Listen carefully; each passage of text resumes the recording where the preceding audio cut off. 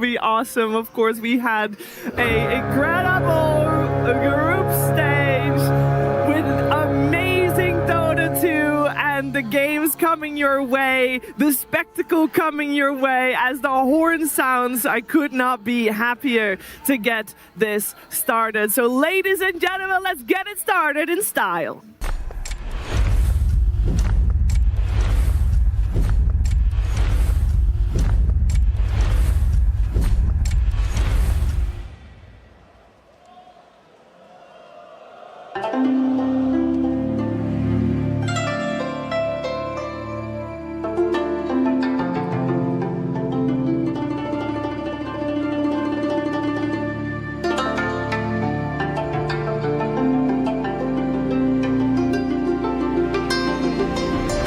The great loom is always weaving, stitching each moment into the tapestry of time, forever binding the sum of what was, what is, and what might yet be into the hidden folds of reality. The loom remembers what the living forget. It carries the great chronicle forward. It trims away the frayed ends of dreams that never found true shape. But some legends will not simply be carried. They draw their own golden thread through life's labyrinth, guiding the strands of destiny to give their dreams a shape. Until the great loom is forced to weave around them, locking their triumphs into the tapestry for all of time to see.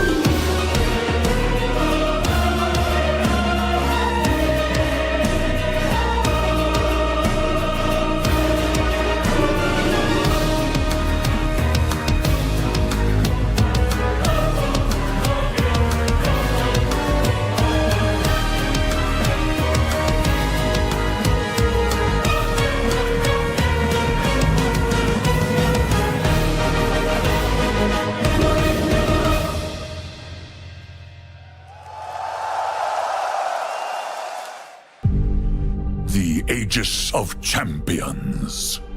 It is the master pattern. The template of triumph.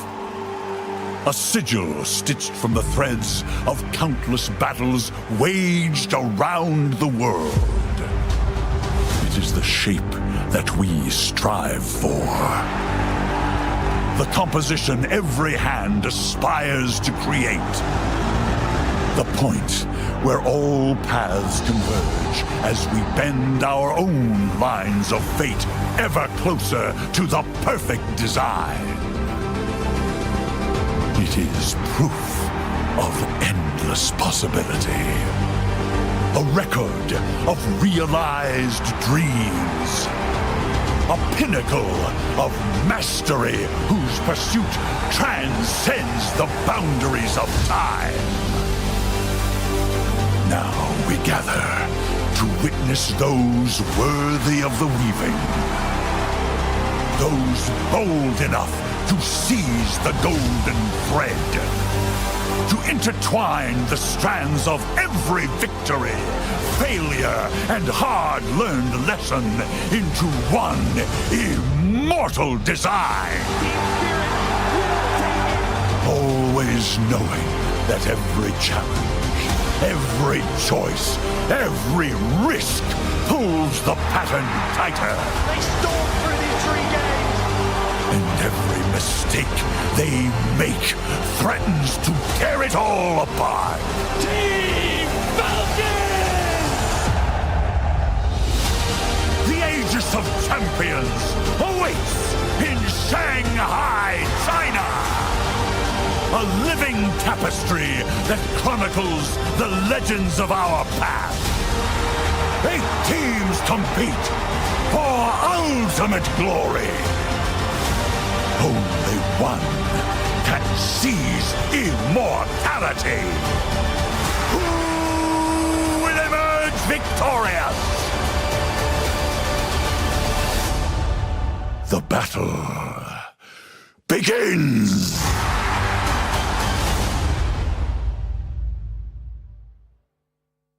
And now, introducing the finest Dota teams in the world! Team Yandex! Iron Wing! Team Spirit! Boom Boys! Team Falcons!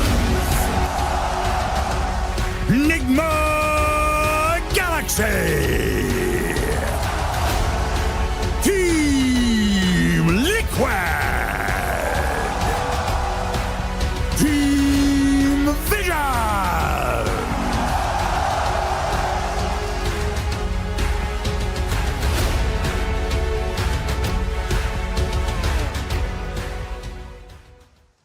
"15 years ago, I had the pleasure of welcoming players and fans to the very first International. A lot has changed since then.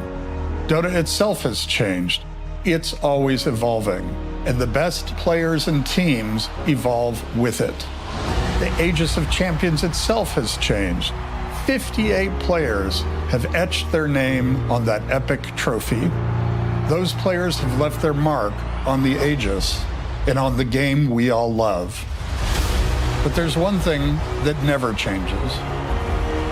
Whether you're at the arena in Shanghai or watching from home, the skill, the passion, the talent of these players is always worth celebrating.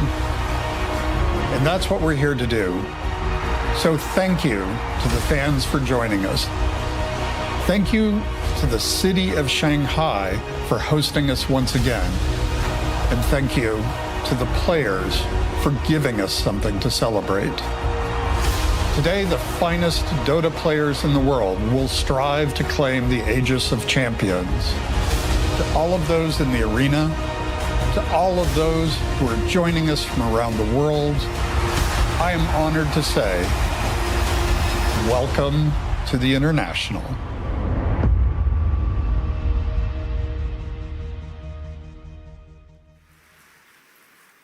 Absolute goosebumps every single time. We have started our main event in the International, and we are getting ready to get the spectacle started with the Dota teams duking it out on that very gorgeous stage. And for us, it is the honor of talking about our first upcoming series. We have none other than Ironwing versus Spirit to take the lead in our 4 series that are coming your way today. And I want to just start by just setting the scene a little bit before we dive into these 2 teams. Winter, what's this series? What's it going to be like for the people at home? Are we going to look at explosive? Is it calculated? Is it a mix of both? I think it's going to be like a very slow-paced game. Both teams are kind of like very greedy. They look to go into the late game, especially like Spirit.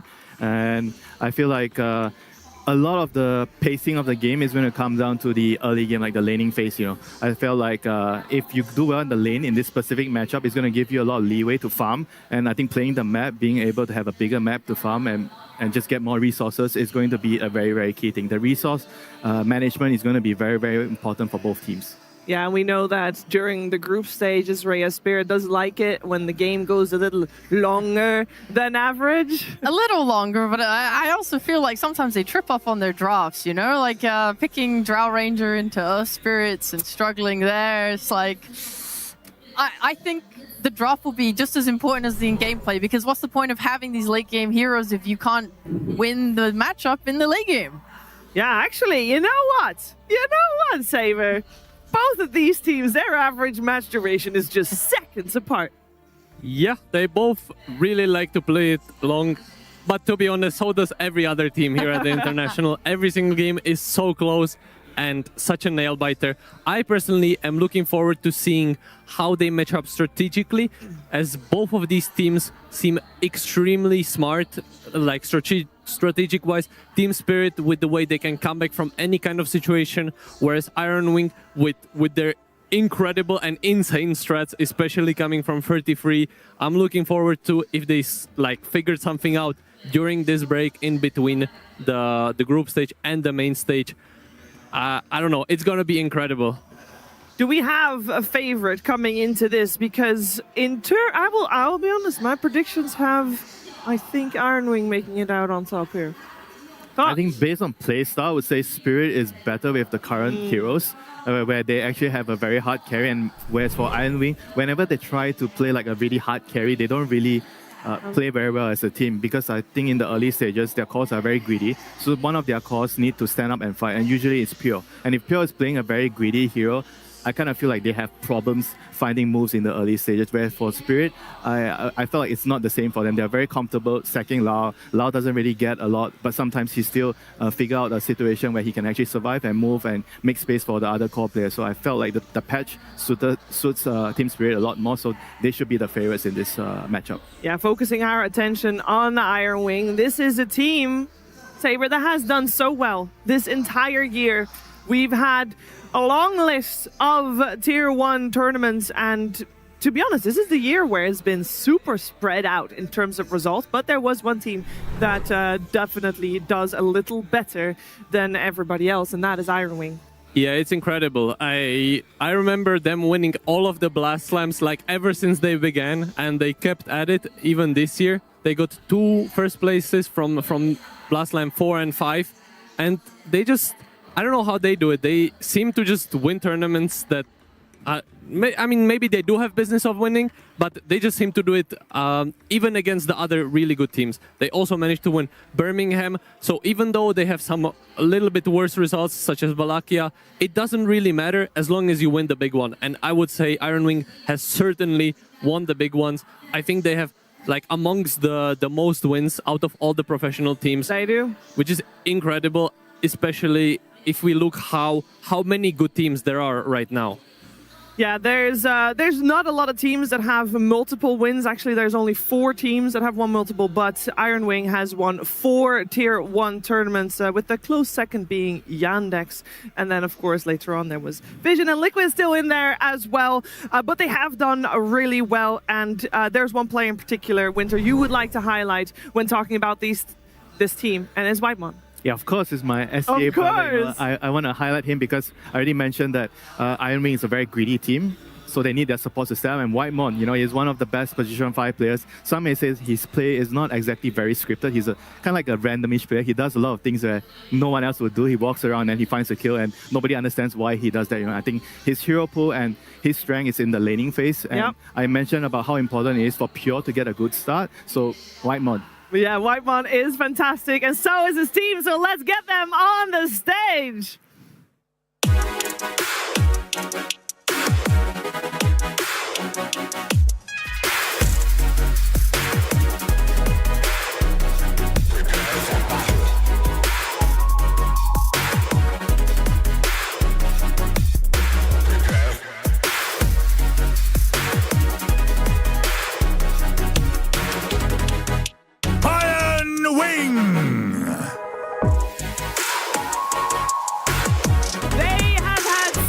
Fantastic group stage where they have faced 5 opponents and all 5 of them made it to the main event, so they definitely had brutal training. Let's see their opponents now. Spirit.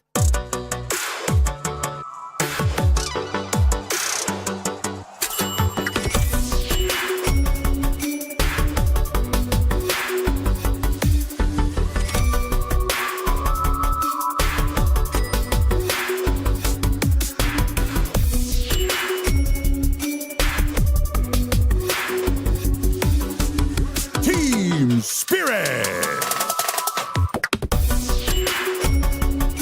Team Spirit, I hereby is undisputedly the crowd favorite. I think I can call it that. The crowd loves Toro and the boys, and this team has done so well in the group stages until the final few days. They were near undefeated, and then 2 hard series where they were on match point of making it to the main event, but they still got there in the end. Let's see if that little stumble they had was enough to help them learn from it and grow from it and take this international all the way. You can see the smiles on the players. Who'd have thought it's Toro that has been adopted, Rhea? It's classic. I mean, Team Spirit, I was so surprised to see how many people in that line with slacks were just like, yeah, Team Spirit. Yeah. I think Team Spirit are like just a classic team at this point. And you have these absolutely iconic players with their TI wins. They're just so good. This is also a team that actually updates their YouTube channel, by the way. They release videos all the time. Shout out, because they are so fun to watch. And they even do English dubs, right? They're actually making content for the community, giving you a mind into the players, who they are, what they're about. It makes you feel connected to them. So it's no wonder that everyone loves them. They are loved, and they are not very consistent in their roster. I do want to talk a little bit about Team Spirit there, because they've had some moves here and there to be finally into their final form as they are right now. Saber, Team Spirit has had a little turbulent here. Yeah, you gotta change a few things around until it finally clicks. They also had a bunch of stand-ins, and we talked about it during the group stage that I think Team Spirit is one of those teams that take breaks very seriously. If one of the players needs to take a break, such as collapse, they just allow him to. They get a few stand-ins, and even though they don't have as good of a results as with collapse, it's very nice for him to be able to step back and now come back and be ready for TI, and as we could see, they are ready for sure.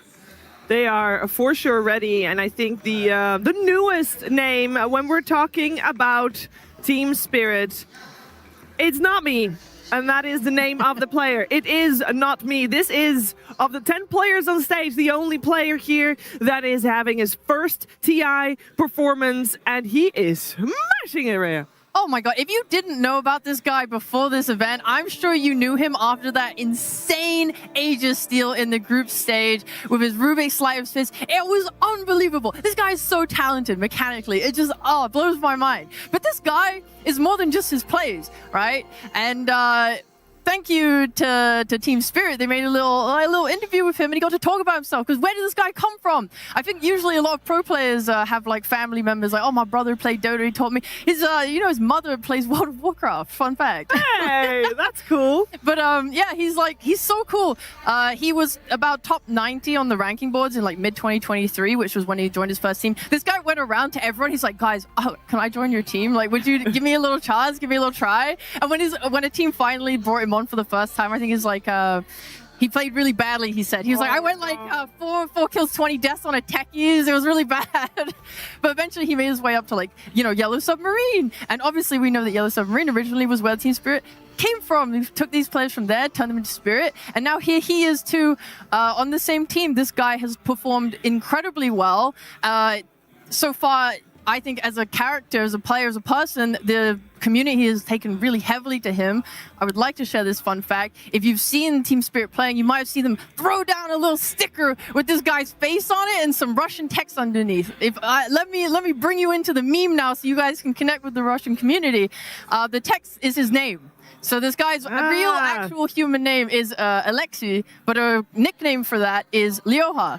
And that is what the text says. It says Lyoha. So it's literally a picture of his face with Lyoha written under it, and they just spam that everywhere. Apparently, according to him, it came from his friends spamming it all over forums, and now everyone on Telegram just posts this sticker of this guy's face everywhere, and they put it in the game, and everyone loves this guy. He's super nice, he's super chill, down to earth, doesn't get tilted type player. Like, this is a guy that you should be rooting for. And I think, Winter, you're no stranger to scouting talent and to trying them out and seeing how they do. Having a guy on your squad that is supported like that by experienced players, that certainly brings out the best. Yeah, it helps the young players settle in. A lot of the times, young players, when coming into like a very experienced team, you kind of feel like you have a lot of this pressure. You don't want to let them down. They're TI winners. You want to make sure that they can do well in the tournament. And with your teammates just giving you support, it definitely feels very, very nice. And even in the initial stages when he just joined the team, I felt like instantly he was already very comfortable with the team, and that's a very, very good sign for the young player.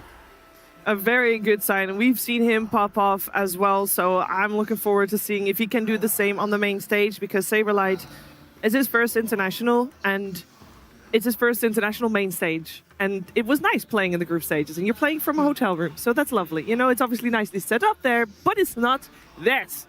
It's not the booth. It's not.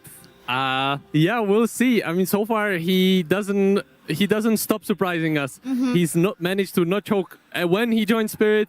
Now, during the group stage of the international. So honestly, I think he's gonna do just fine. I feel like he's in really good hands. He's got amazing teammates that are behind him, that got his back, and he's been playing incredible. So I just hope he keeps this confidence for the main stage as well. Yeah, I hope so as well. I want to talk a little bit about which players we are going to keep our eyes out for during the early stage of the game, because Not Me is going to be one of them. But there's been a lot of conversations about mid lanes, and then in particular, how much help will they get from their position 4s and 5s, Winter. How do you feel like this matchup is going to go down with that in mind? I think the difference in style is going to be very, very crucial.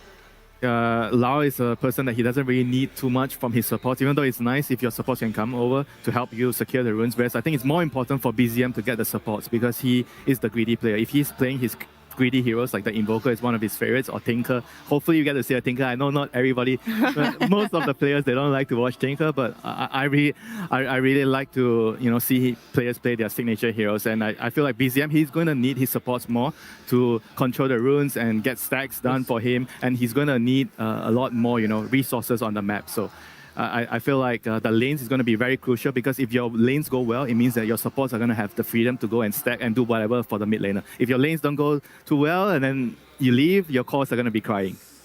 Yeah, I know you don't want crying cores. That's never a good sign. That does mean a lot of pressure on those supports, and we have gotten a couple of trends that we saw throughout the group stage in terms of heroes played, and not every support, Rhea, leans towards being able to rotate to the mid lane. Any heroes in particular you want to see? I mean, personally, I want to see Not Me on his Rubik, but you know. Oh, I would take that, yeah.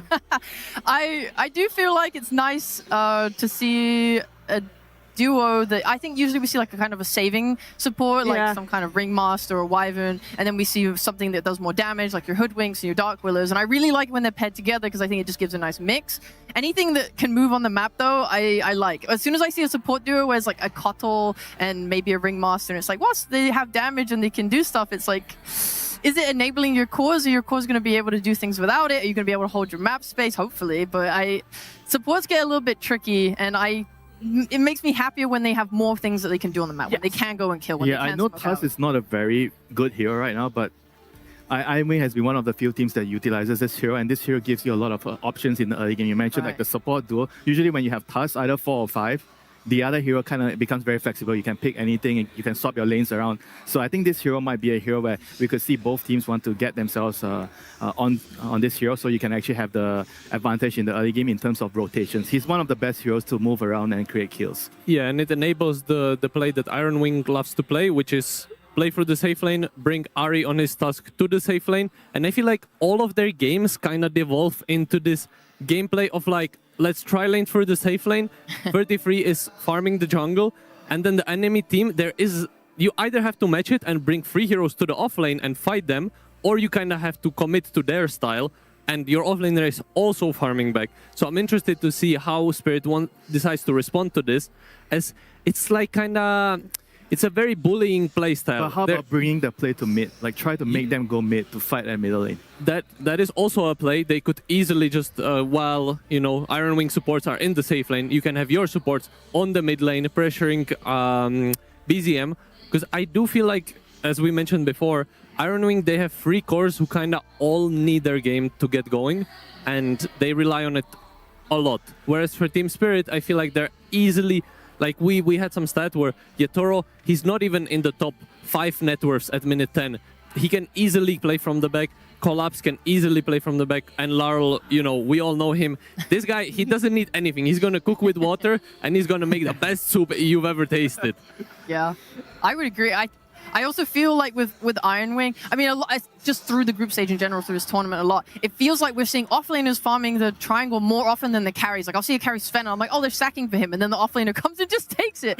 But the reason they can do that is because if you look at the map, the carry is literally just farming up and down. Like, they push out their safe lane, they go and farm the camps, they push out the safe lane, they farm the camps, they're just farming the camps in the bottom of this map so much. So if you take that tower, and you can restrict that space from the carry, like, you're kind of ruining 2 causes games at once, because they can't safely farm this line anymore, especially if you put a ward down, which a lot of teams do, and then your offlaner is then forced to also maybe then farm disadvantageously. And this is why I mentioned maybe the runes are going to be more important, because if you secure the runes for the mid lane, you're going to be able to just run into wherever jungle the enemy is farming and just control the jungle. And if you're greedy, there's nothing you can do. And you just have to play defensively. And on the side that controls the runes, you just farm their camps and you sit on their jungle and you take all their camps and you take their bounty runes. And it's going to create a lot of problems for you, especially if you're Iron Wing and you have 3 greedy cores and you don't have your main jungle to farm.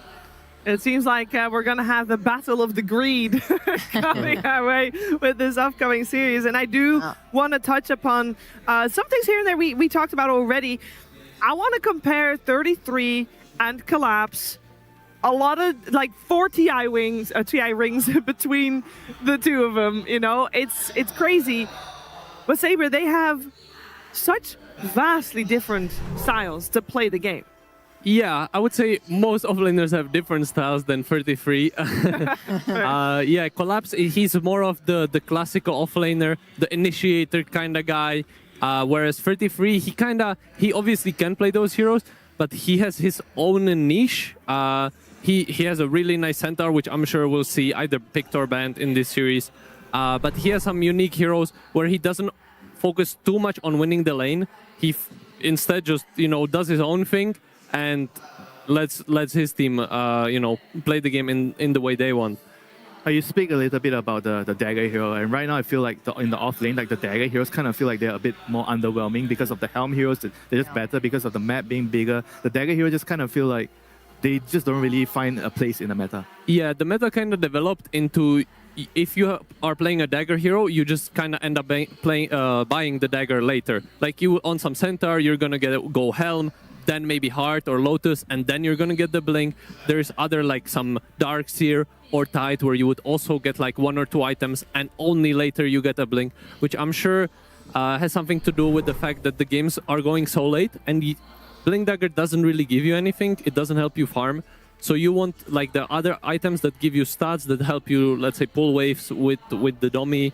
And then eventually, once you're really fat and outfarm the enemy offlaner, then you get the blink and then you can fight properly. Yeah, I remember seeing like an Mars in group stage, which went blink like first or second item, and it just looked like there was nothing to do. This hero doesn't do any damage with his blink. It's like no one But do cares you about think fighting you should buy farming Helm anyway. on Mars right now? Do you think that's the build? Like you have to? Do you want to buy Helm on this hero? Is it possible Probably to actually not. buy? If I pick the hero at that point. On Mars, no. However, there is a very cool build on Mars that you can do at home as well. Okay. And that is, you get Armlet first item, Yes! which is awesome. And then you get Blightstone. And then when you turn on your Armlet and you press your shield slam, it insta-kills a wave. And then you farm real fast. And then you get your blink after. Why don't we see it right now, Jonas? I feel like Amar might do it, to be fair. He seems like the type. I mean, Collapse played Mars in the group, but I don't know how he built it. I'm not sure either. I would assume he bought some like Yule's blink, because usually you would pick Mars for the control. Like the arena is just amazing for team fights. When teams pick this Mars hero, it's for the purpose of let's have team fight and let's have initiation. So you usually can't get away with the I mean, the in amazing. theory, he's very good against the Drow SF kind of heroes. the Yeah, range exactly. Heroes, but he just can't really get past the lane. The lane is usually the problem, and the secondary problem is this hero does not jungle. So if you lose the lane, you are in big trouble, and it is very easy to lose the lane in this meta. Well, it sounds like there's a lot of focus on the farm coming out for also when talking about hero item builds, when talking about what to do in the early stage of the game. Like, you want to blink dagger, go for it later after you are able to farm. But that does mean that we should put some attention on the 2 carries. We already talked about them separately a little bit, but Winter also here. We got Pure and Yatoro with 2 different styles, because Pure is not about that hard carry style that hides in the jungle for 30 minutes before he comes out. Like he has to come out to fight the runes. I think we've seen Yatoro do it a lot. Like whenever he's playing even his Luna, I really like it when he plays Luna. He comes to the rune. He has level 6. He has ultimate. And he just comes over to fight and just helps the mid laner get the rune. I think moves like this are going to be very, very crucial. And Pure is also no strange to coming to help his team. But I think a problem with Pure is he tends to sometimes be over aggressive and he dies, or he plays in a way where he's not supposed to come to help. I remember this one game he was playing Juggernaut and he was just coming to help with nothing, and he just dies, and he just feeds. And it tells you a lot about the mentality of the players. They understand their role, and it might look silly to the audience. Like we are watching the game, we're figuring why is this carry coming over, but it tells a lot about the team dynamics where he's needed to help the team, because his other 2 cores are farming and they need somebody to come and make space, and he's the one. If his lane is bad, if he loses his lane, if Whitemon doesn't stabilize the lane, and I think they are going to have a lot of problems. Unironically, we'll talk more about them later, but with Team Vision, one of the things Puppy noted that he was helping Satanic with is the fact that when Satanic was playing at his worst scale, it was when he was joining too many fights, when he was going for kills that wouldn't advance the game, even if it was, a kill that he could get for free or whatever. It was kind of like, you could have been farming all this jungle or doing all this stuff instead, and he's been training that boy to go and hit more camps, to go and hit more creeps and raise that net worth up. That's why he's top in GPM every game. So it's actually, at least to that team, to that coach, to that player, it seems that farming more is better than killing and joining. I mean, that's fights. actually a really good point, because you need to choose which fights to come to. You can't just blindly go to every single fight, and the fight that's good for you, you go for it. You don't blindly just take every single fight. It's funny because the way it works is, especially for these mid runes, is by default, right? It's just the 2 mid laners, and then one team brings 1 support, and then you're gonna win the fight if you bring 2 supports. So then the first team brings also 2 supports. So then you need to bring the offlaner, and then if the offlaner comes, you also want to bring the carry. But if the offlaner doesn't come and you bring your carry, you overplayed your hand. You brought 4 when you needed just 3, and then it's just about learning or getting a read in the game of how many numbers you need to bring. And I would say throughout TI, as it goes later and later, I feel like this number increases and increases. I feel like at some point we're just gonna see 5 versus 5 on runes minute 6. How long will it take for us to get there? Is it going to be today? Does it need a couple, mean, we're for kinda the already meta to there. progress? I saw it a bunch Yeah, of times in group stage. It's like 5 heroes minute, 7 minutes. I'm like, what is happening? Yeah, it's some grand finals game 4 stuff Yeah. where you're like, oh yeah, I'm gonna outsmart this guy. I don't think they will expect the 5 heroes. We've been doing 4 so far. And then And you then have to everybody do brings the 5. non-committal, right? You poke, if you know your opponents might bring so many heroes, then you poke them, and maybe you lose the support, they bring too many heroes, and then you just farm the side lanes. Yeah. You have to be calm. Like, you have to read the situation properly. And that's why the games like this are very, very difficult to assess. Like a team being in a more, I feel like, tense mental state, they would just react and bring heroes no matter what. They'll just play, they don't think too much. And that's the beauty of Dota. It can work in any scenario, however you decide. It is quite fun to talk about how that might develop, but I think I'm gonna not hold my breath for a 5v5 mid in this game, at least, as we are getting closer to getting our series underway. Don't worry, we will get there soon, but you know what? We need to properly start this game. So let's do that right now. Iron Wing versus Team Spirit. Game 1.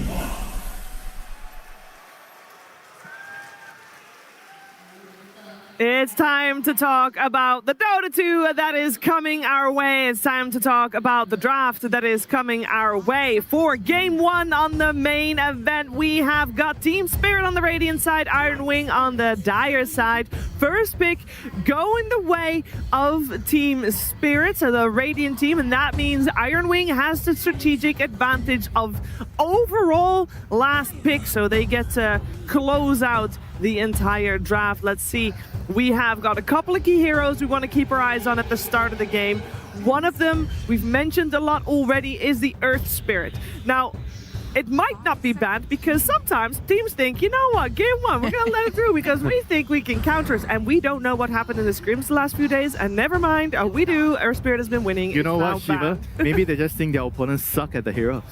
Yeah, that could be. It could be. Nah, it's going to get banned out. So we got a Largo banned out, Alina banned out, and an Ember Spirit banned out on the side of Team Spirit, with the Dream Protector, Bane, and Earth Spirit banned out by Iron Wing. They get one more ban before Team Spirit picks. And yeah, Team Spirit first pick as well.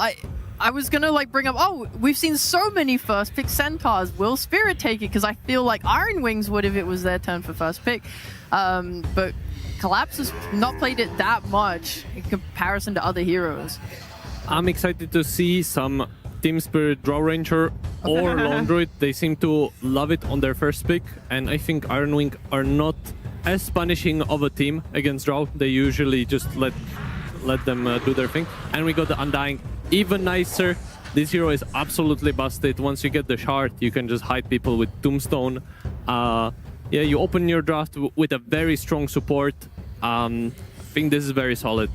Keeps your options open that if you do want either Lone Druid or Drow Ranger later down the line, Undying fits in any kind of archetype, basically. How about the offlane? When would be an ideal scenario to move him potentially to the offlane? Trust me, Winter, I would love to see Undying offlane. However, these guys, they do not like it for some reason. I have not asked them why. Yeah, I want to know why, because it looked so powerful just a little while ago. When you get this, because obviously with his ult, it's so powerful because when you hit someone with it, you're doing so much more damage amp with your whole team. It's not just Undying. So the ability to buy a blink and just go on someone and be this massive flesh tank and add that damage amp means that you can just burst heroes so easily. And this is a meta as well where people are buying HUTs and stuff. So you have so much HP that you have to get through. Yeah, I think it's very strong. I'm assuming that it's a little bit of a cheese pick. You kind of need to destroy your lane if you're offlane Undying, and that becomes a bit harder at TI. And I believe all the teams, or the meta developed in a way where teams just want this Undying for his Tombstone safe later on, and they just want to get a lane secure for a turret kind of hero, which Team Spirit like a lot, such as the Drow. Lina's already banned, but Shadow Fiends in Shadow the Fiend, pool, exactly, exciting. some Lone Druid, stuff like that. And we also got the Invoker from Iron Wing, which is very scary. BZM, one of the best Invokers in the world. They're not afraid to first pick it. When you say one of the best, Who's better? Would you not say the best? Put you on the Big spot there. statement to make. I'm like- I know. Miracle Invoker. You should see my invoker. I can invoke here and there. I can Sunstrike. Yeah. So, but okay, fine. BCM is slightly above me. Nice. Yeah, honestly, probably the best invoker in the world. Yeah, but I also want to talk a little bit about why Invoker, in my opinion, should be in the first phase, because I think this hero, he kind of sucks in the lane. So there's actually very little point for me to pick this hero later if you see to wait to see your matchup, because it doesn't matter who you lane against, you're just going to get dumpstered in the lane. So why not just pick the hero early? Very true, yeah. And they decide to cover it with the Slardar ban, which is, it's very nice against Invoker. Once you don't have much armor, if you get amplified damage, then or corrosive haste, because he kills the Forge in the lane. he does kill Force in the lane. Yeah. It does, however, give them an opening to pick the other Invoker counter, which is Puck, which is also a very hard matchup for Invoker. But perhaps Spirit, they don't like Puck as much. We'll see if they decide to answer it like that. The Hoodwink comes out for Ari, and that is the hero that he has basically learned how to play Dota 2 on. He has been very open about when he first started playing Dota. Wasn't too great. He was a core player. And then at some point he's like, hey, you know what? This girl lady, I'm gonna try her. And he rose to the top, and he is one of his best performing heroes. And we also saw the record. He has played it a lot successfully. So obviously to be here on this main stage. And as a bonus, the hero itself seems to be very good in the current meta. It's another one of those heroes, Winter, that seems to fit always. And it helps you set up your Sunstrike. I think whenever you have Invoker, you need supports that have like some kind of setup. Bane, for example, or Hoodwink, any sort of stun. And right now, Spirit, I think the reason why, I was thinking like, you mentioned, Jonas, about the puck. Maybe they can just pick the puck right away. But the other reason why I feel like they chose to go for the Pango is that they probably wanted to keep like the Pango as a flex, because he can go off and can go mid, and they want to show, force their opponents to show more heroes before they decide what they want to pick in the mid lane. And this Wind Ranger as well, one of not me's hero, like a very strong laner. I think there's a lot of emphasis for the lane. Undying Wind, you're going to be very strong in the early stages. You're going to be very good at fighting at the runes. Yeah, they got like the double flex with Pango and Wind, because both of those heroes can be played in multiple different roles, which makes it a bit harder to draft for Ironwing. But I imagine their draft is just, they just want heroes that make sense together. They got the White One Ring, very exciting. He's one of, okay, I will not say one of the best. He is a very good ringmaster. No, he is the best ringmaster. He is the best. Wow, this team's the best at everything. Yeah. How can they lose? How can they lose? I mean, I will say it feels like with Wind Ranger, isn't it sort of pigeonholed into support here, because you're playing into Invoker, you have a very easy dispel against if it's core. It's very possible.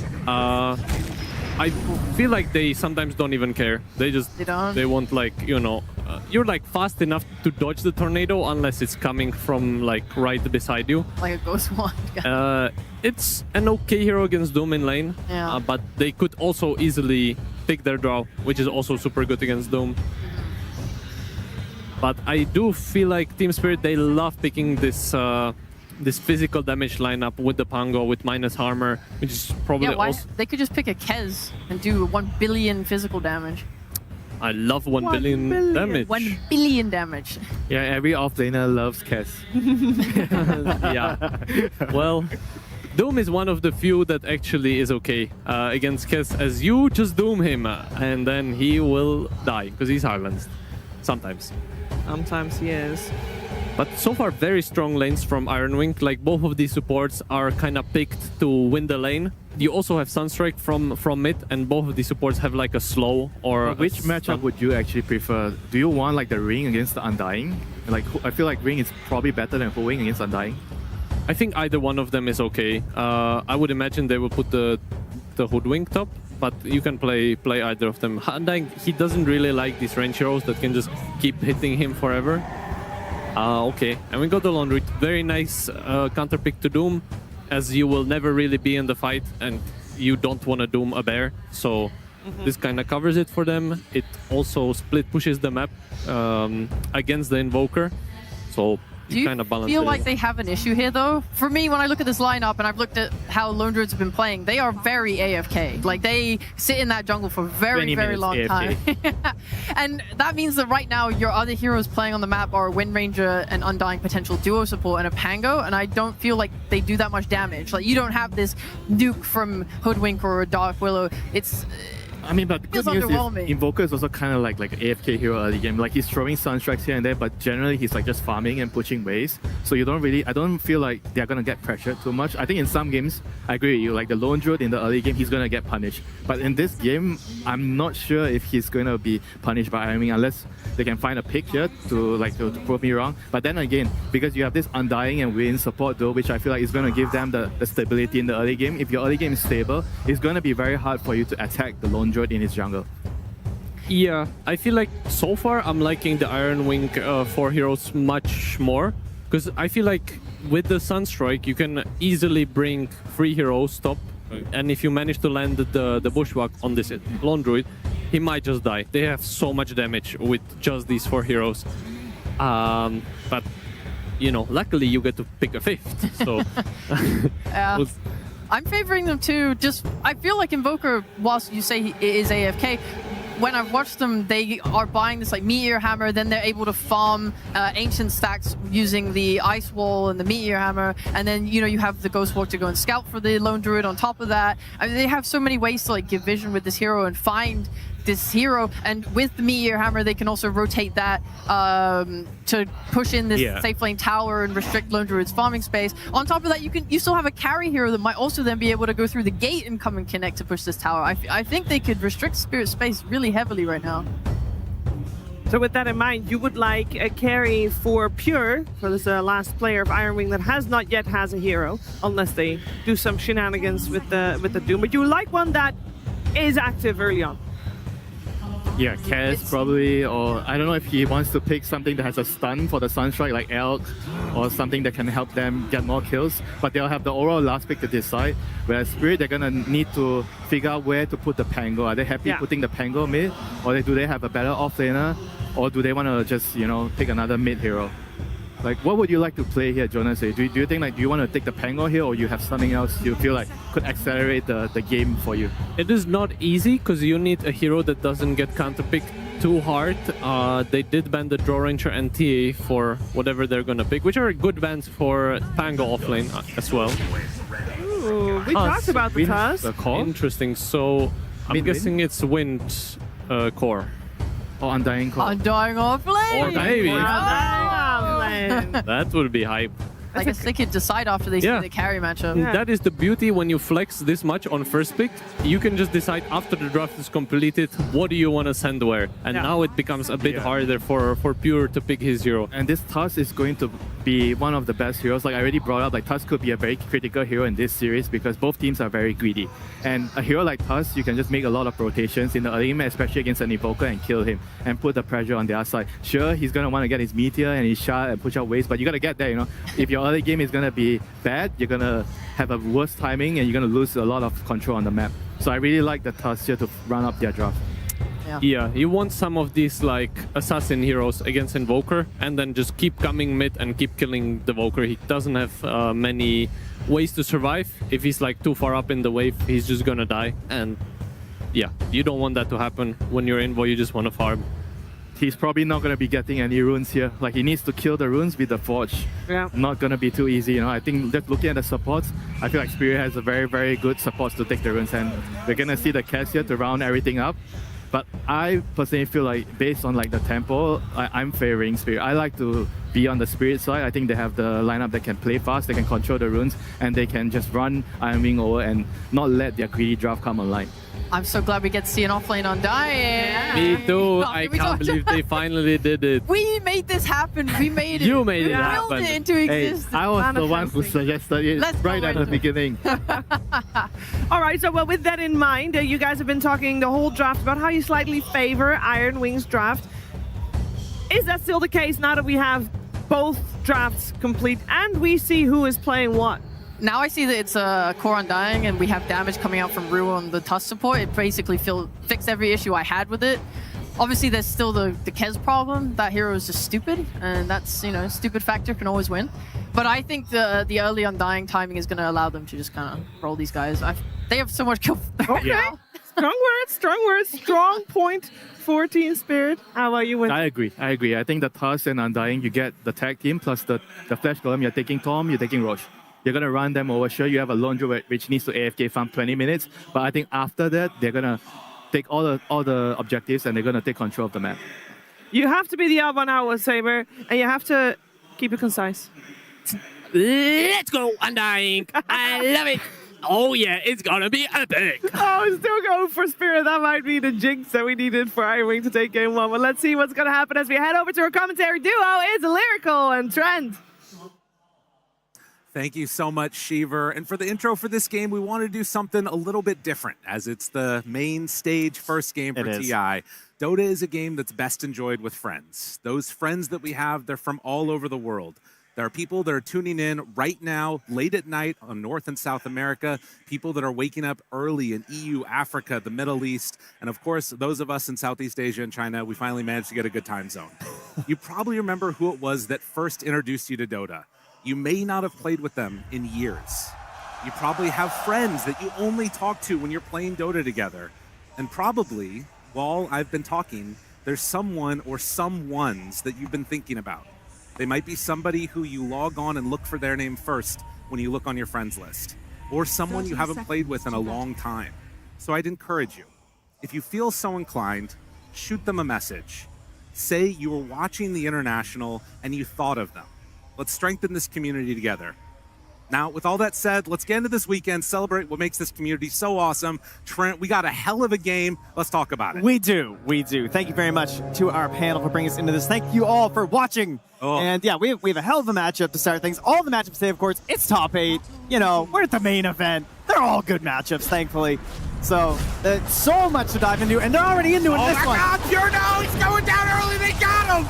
Yandex gets first blood, looks for another. Oh, give him another kill. Why not a third? It tastes so yummy for the bear. But Whitemon able to unicycle his way out of there. 33 might not be so lucky. The blocks coming in from Laurel. The crowd is liking what they're seeing, and as they count on up to 5, he gets rooted, he gets body blocked and killed.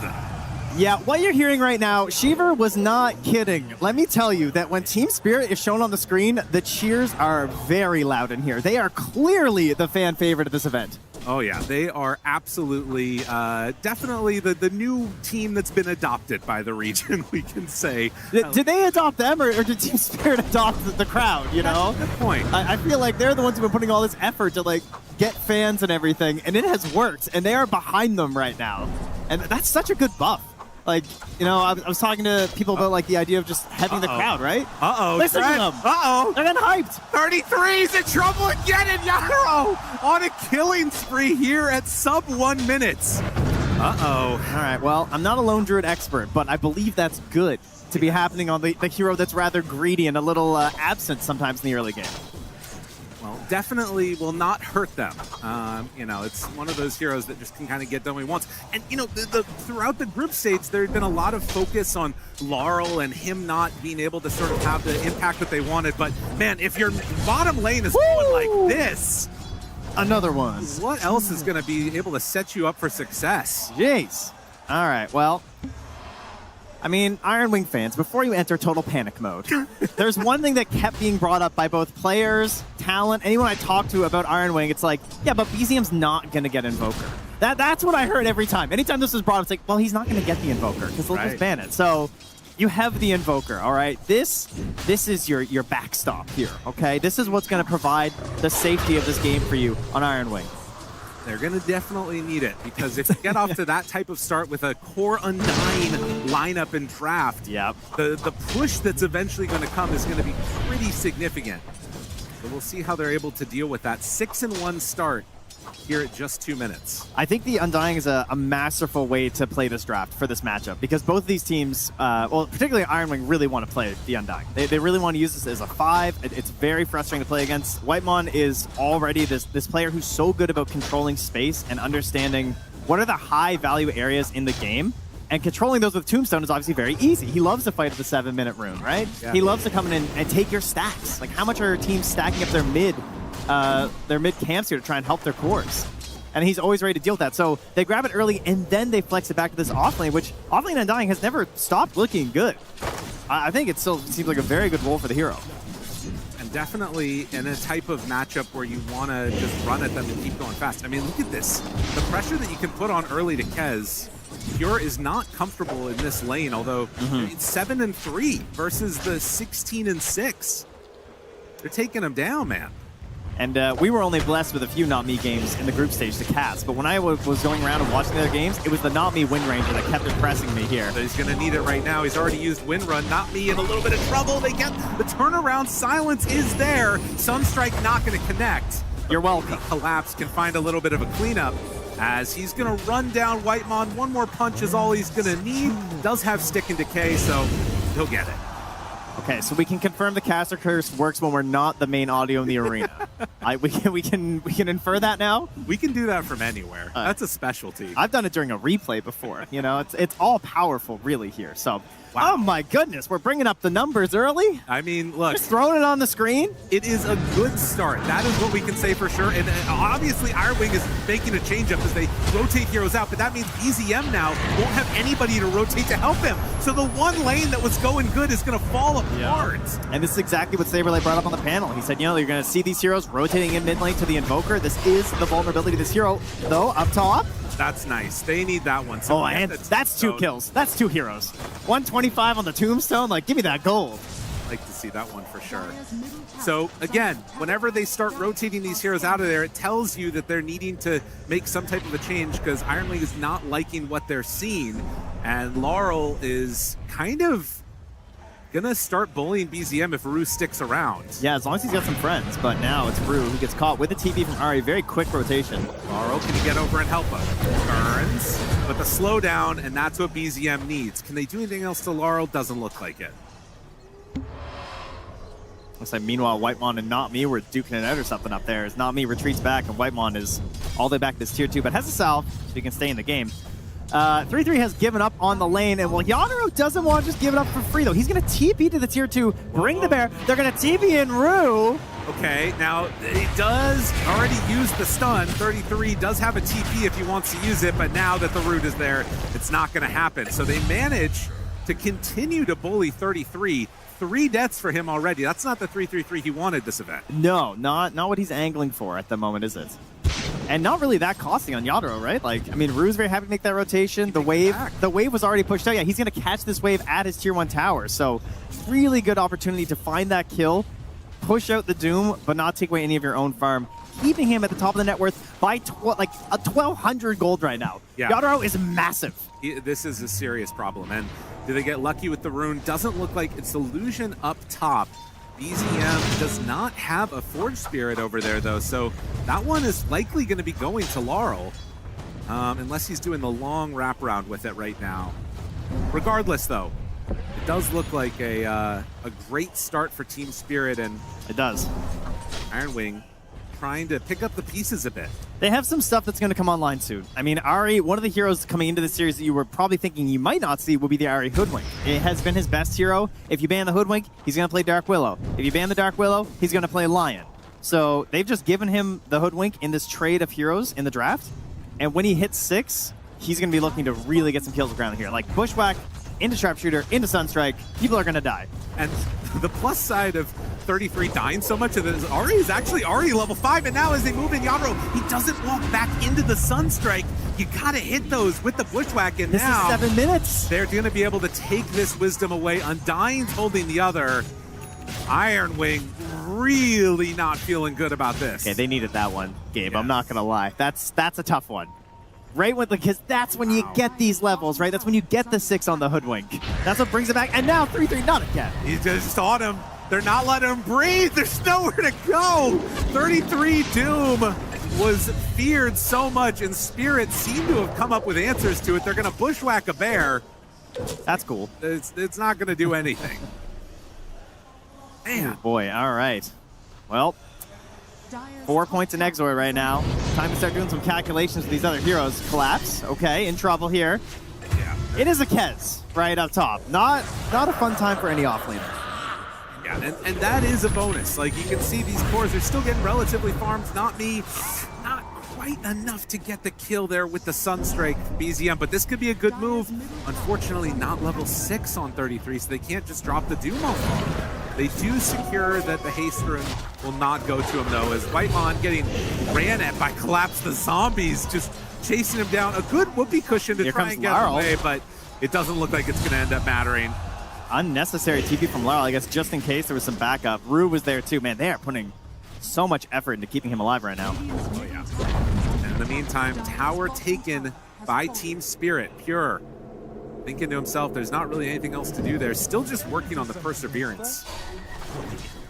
I mean, are they going to be able to come online in time? Like, the Kez going in for this item, you know, trying to play with the Invoker. Doom has not been able to do anything. Like, who's going to do anything for Iron Wing? I mean, Ari really needs this level 6. I mean, that's the truth of it. Like, Whitemon's still level 4.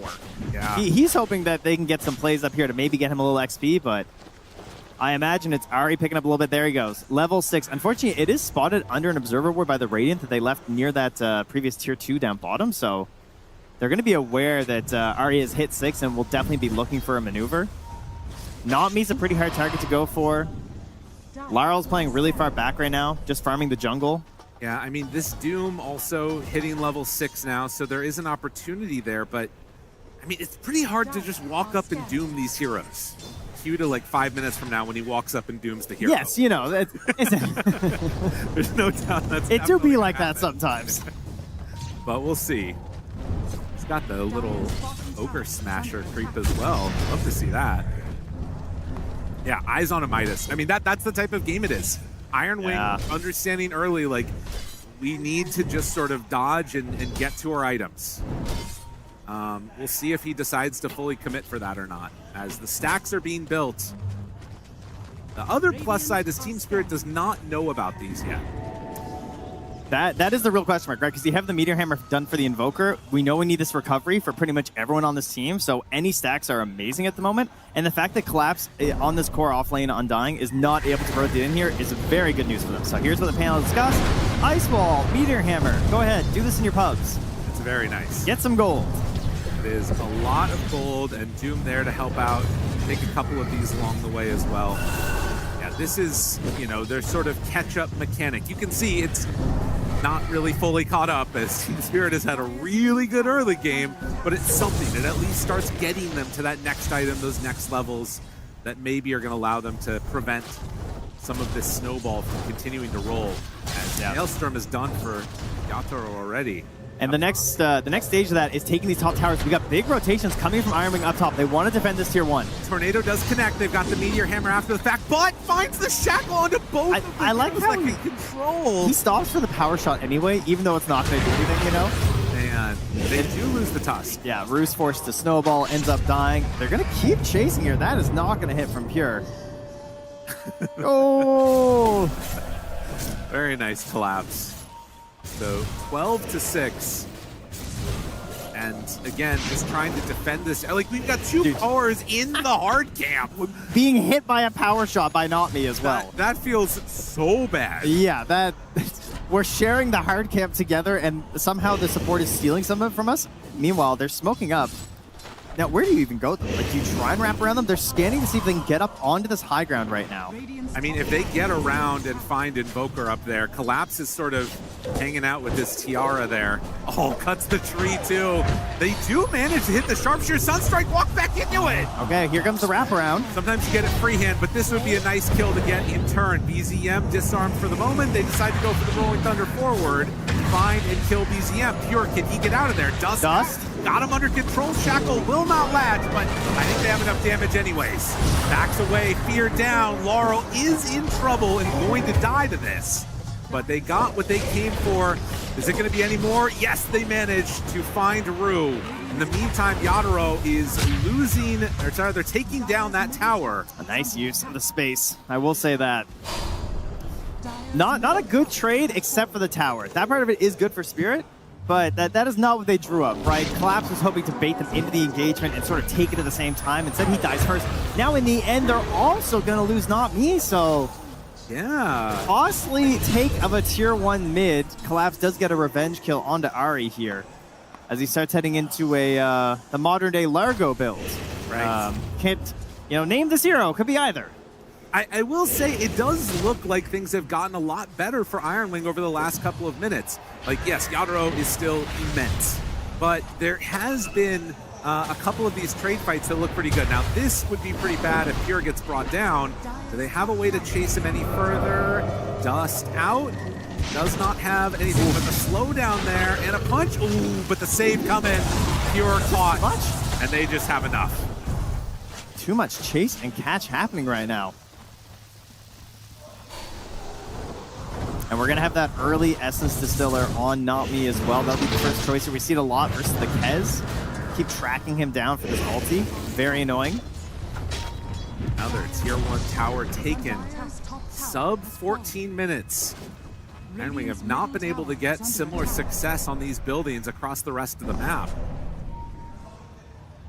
Laurel thinks about going up high ground. Ari not quite going to be able to get him there with the bushwhack. I mean, it is a lot. Like, if you get a bushwhack with the, finding the sharpshooter into a sunstrike, somebody will die to that.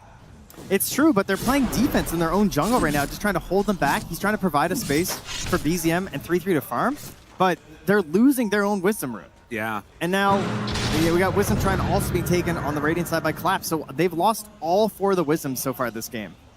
Yeah, the experience difference is definitely a problem. Somehow Not Me is still just level 7 on the Wind Ranger. That's fine. He's been running around trying to do a lot. But yeah, the big difference maker is going to be between that lone druid and the other heroes. And you've seen what this hero can do when he's left to just his devices. Look at BZM right now. My guy has been sitting in the jungle. He's just hiding behind his tier 2, lasting with Forge Spirits. Yeah. He is having a bad time. It's very true. I mean, he's got eyes on the Boots of Travel. In the meantime, there's a smoke going towards Kez. And Ari, Whitemon, are they going to try and pull him into this and make a go at somebody? They do need someone here to kill, though. I mean, look, like, that's the thing. He needs to farm, too. If they miss on this smoke, it feels really bad. So, yeah. And look what Rue's doing, right? We're seeing this a lot this TI, especially near the end of the group stage. The supports, if you are winning, they're just doing a lot of this. Yeah. A lot of finding a buddy. If you get lost in the woods, you're supposed to hug a tree. That's what you're supposed to do, so that, you don't move around too much and the search and rescue can find you. Rue is hugging a core, He wants to keep them alive. Oh, there we go. Yeah, and now they know. Now they know they're heading down this way. Are they going to try and fully commit for taking this? I mean, they've brought 4 heroes for Iron Wing, so it feels like this is going to turn into that, but I don't know if Spirit are going to give it up for nothing. They're already smoking. The glyph hits on the Meteor Hammer, though. Feels good. Starting to make the move. Not me. There goes a lot of heroes. Blue collapse nearby. They get the tower. Can they get out?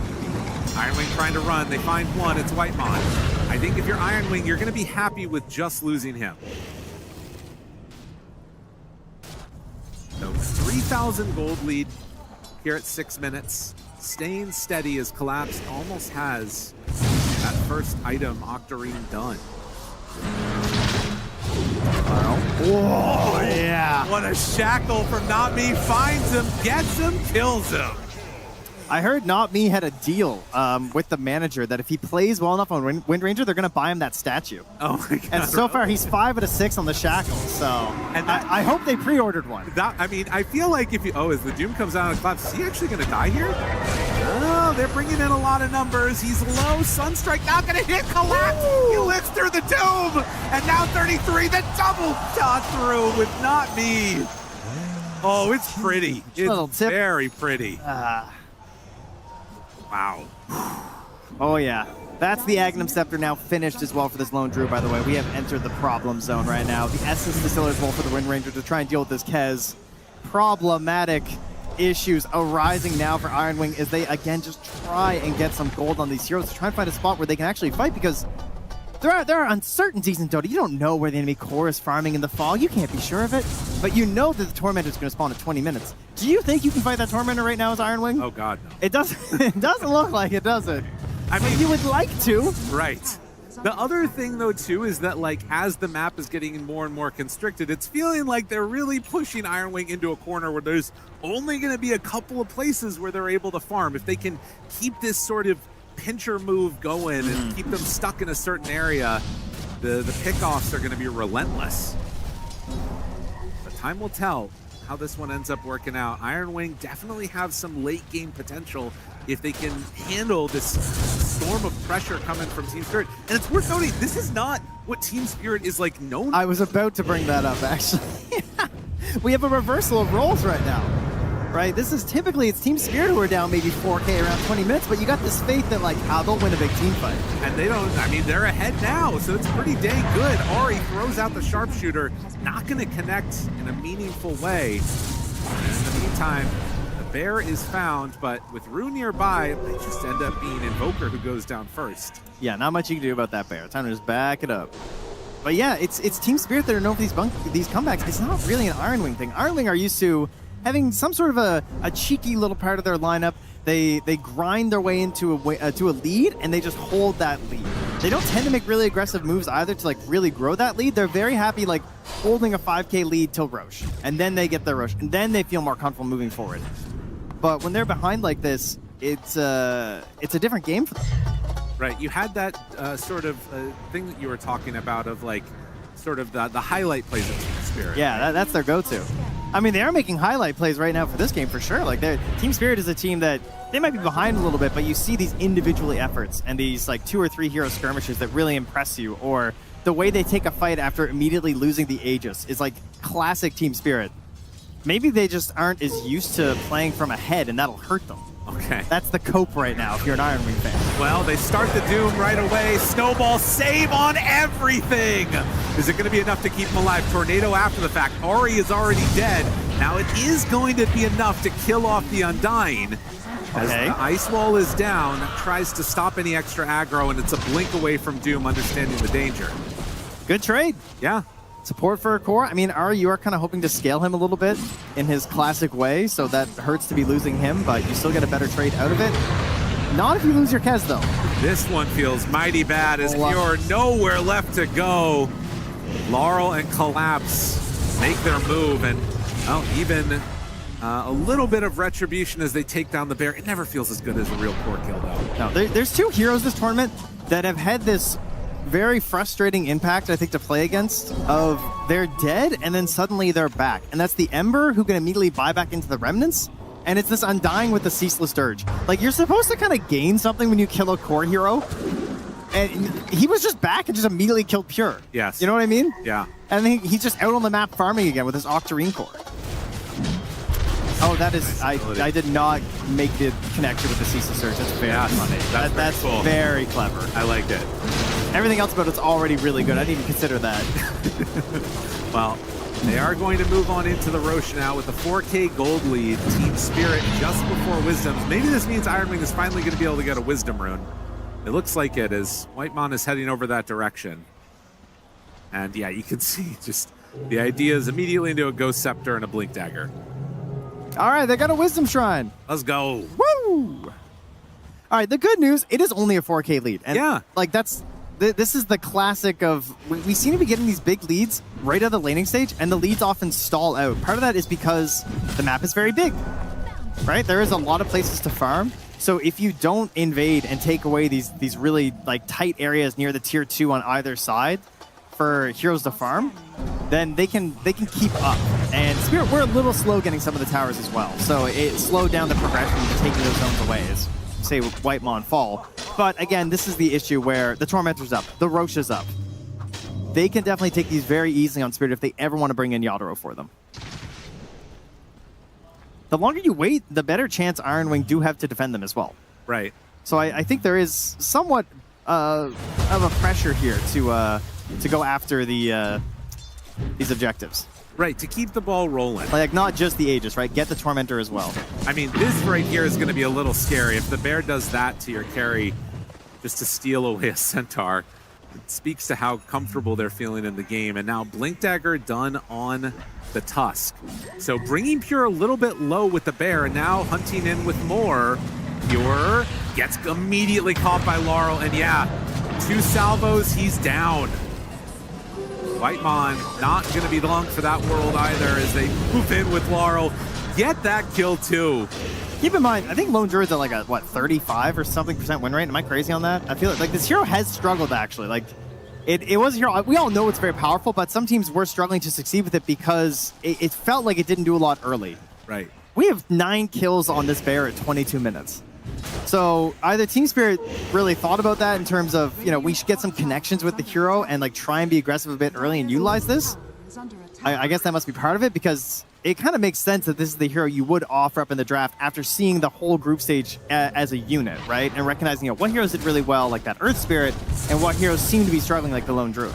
Well, and some of that is the early kills, but also I think just the laning setup and switching that Undying to offlane really changed the dynamic of what the draft was looking like, and Iron Wing were not able to adjust quickly enough, obviously.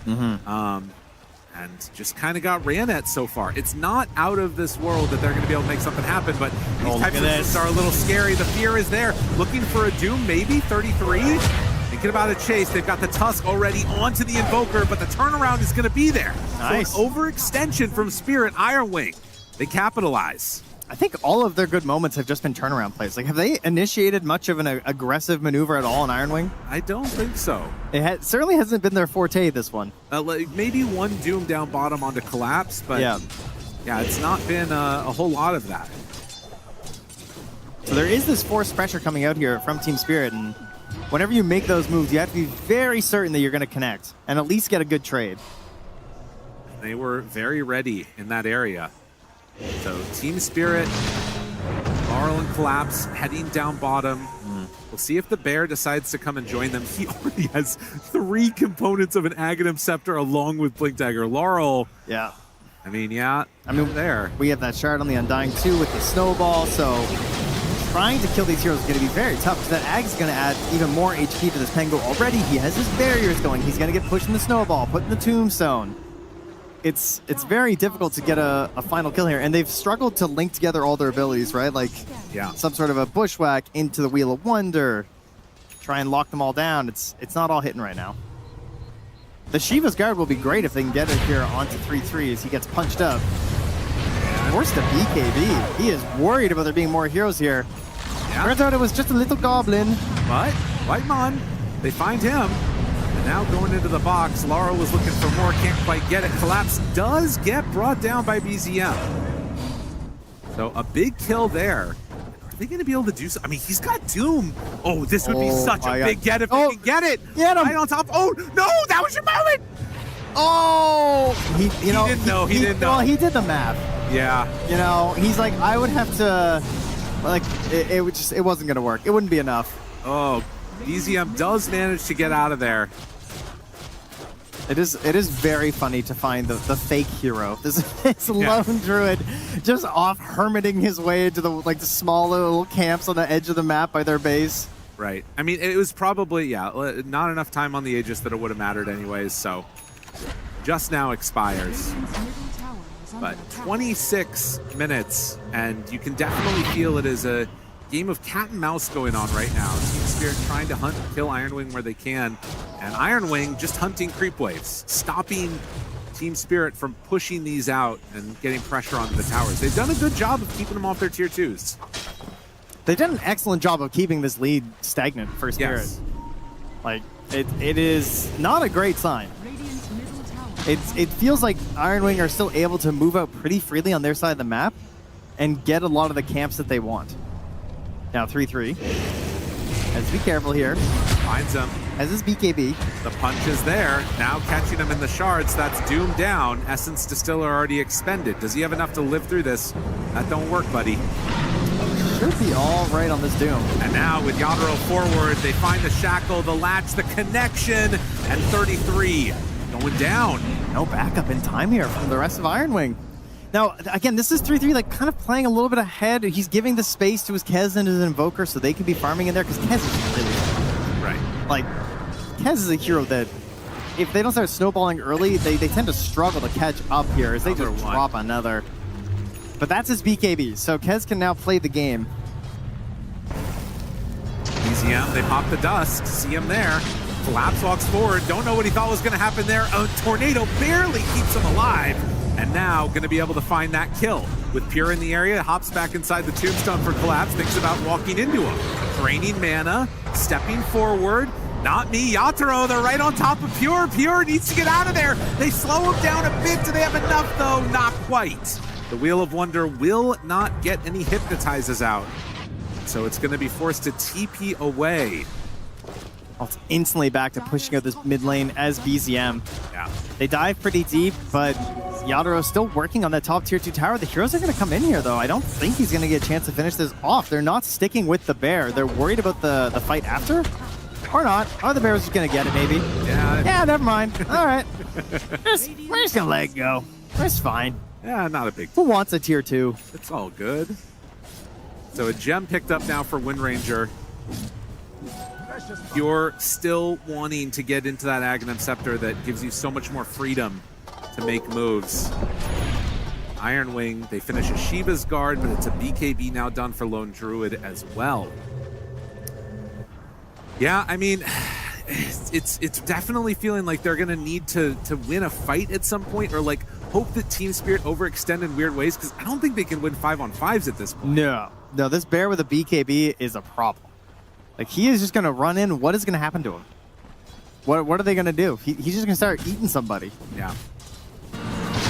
Disperser looking to be next. Team Spirit playing around. Potentially the 30-minute Tormentor. We'll see if that's what they decide to do. They took it very late. Okay. We're waiting for them for a while. Got it. Yeah. Keeping this gold lead steady. Iron Wing playing opposite side of the map. They could potentially start pressuring the top side. I mean, you're not going to be able to trade towers. Yeah, they know Roche could be up right now, so this is the let's get our wards down and let's just guarantee it, and yeah, that feels bad. There goes the Aghanim Scepter for quite a while on this Kez. Did he? Oh, he sold the rest of the buy, right? Because he finished the PK. Yeah, whatever. It's fine. That's okay. The bear comes in, gets another tier 2 tower in mid. Yeah, no response at all. God, I mean, you've got to kill this bear here, surely. I mean, they've made a decision in terms of when they're not going to fight. Yes. Ari, Yatoro looks for another. That ward. Get out of there, buddy. The woodlandness of you will not save you from the bear. I mean, that's lore accurate. I don't think a bear is very good at catching a squirrel. That's a good point. You know? Yeah, I should get a buff for Hoodwink. Definitely a hero that needs it. Yeah, I agree. All right, second Roche is up now. 33, still sitting pretty with his Midas. And being hemmed into their base. Yeah, they just had a Sunstrike there from Iron Wing to scout the fact that Roche is up. Okay, so smoke up. They know. They're coming down. This is it. This is their aggressive maneuver.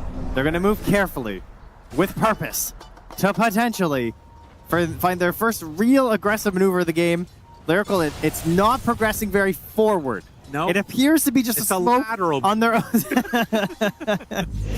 We've gone from the North American football to rugby. Yes. We simply throw the ball to the side. I understand. They would really like to catch this bear, and he's gone. Yeah, that one hurts. That doesn't feel great. The sideways smoke.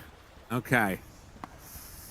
Okay. They have more smokes. They do have another smoke. They actually have many smokes. They haven't done it. They have 3 smokes right now. Okay. Dude, all right. So this is it's kind of like when you throw a dart the first time and you're way off. But you know, that was just like a calibrating dart, right? Yes. You're understanding.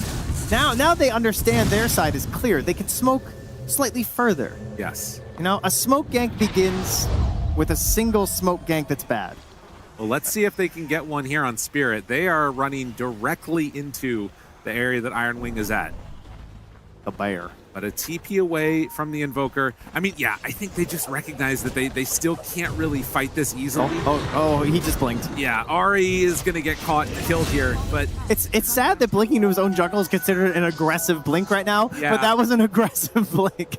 I mean, Team Spirit is just, they're so good at this type of, this point in the game, reading the map, understanding where their opponents are going to be, and then, of course, playing around objectives. This is where Team Spirit, you know, It's their bread and butter. Yeah, and they're not messing around. Roshan has roared. They instantly drop the tombstone. This is not a place you can fight as Iron Wing. And, okay, safety first. Yes. He got hit by the Essence Distiller, so had to BKB to get out of there.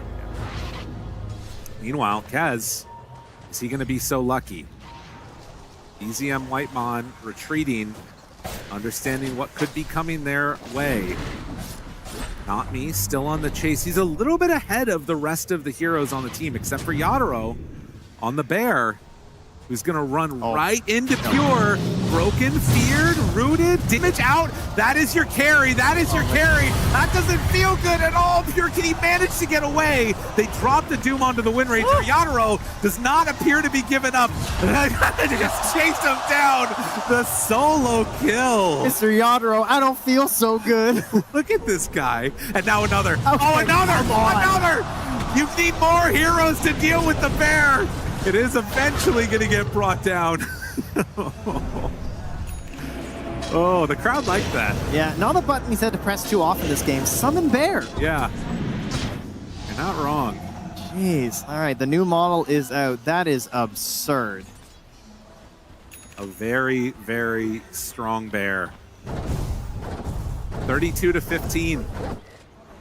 And But Lyrical, he had a BKB. he did have a BK. Why did he still die? I mean, you know, This hero seems quite strong. I will say Lone Druid just got a little bit stronger with the finished disperser now done. And I mean, okay, if they can kill the bear right now, actually this could be an issue. Will they be able to? They're thinking about it, but they bait it out. Now the Walrus Punch 33 nullified, roll through from Laurel. They know he doesn't have a BKB because he used it down bottom. BZM jumps in, finds the Undying, good damage out, gets the kill. Another overextension by Spirit. And now They have to chase. This is so desperately needed. They've cut the lead down a little bit here too. Laurel got to get away. He doesn't have much mana at all to use his abilities. Ari's still trying to find him. They see the creeps where they were moving, but the tier 2 is still up. It's going to be a bit too far to chase. They will regain control of their outpost. So that relieves some of the pressure. And not me seeing his friends dead. Just get a little bit of farm at the top of the map. Notably, did not have to use resummon again, as the bear did get out. So we'll have it for a little while.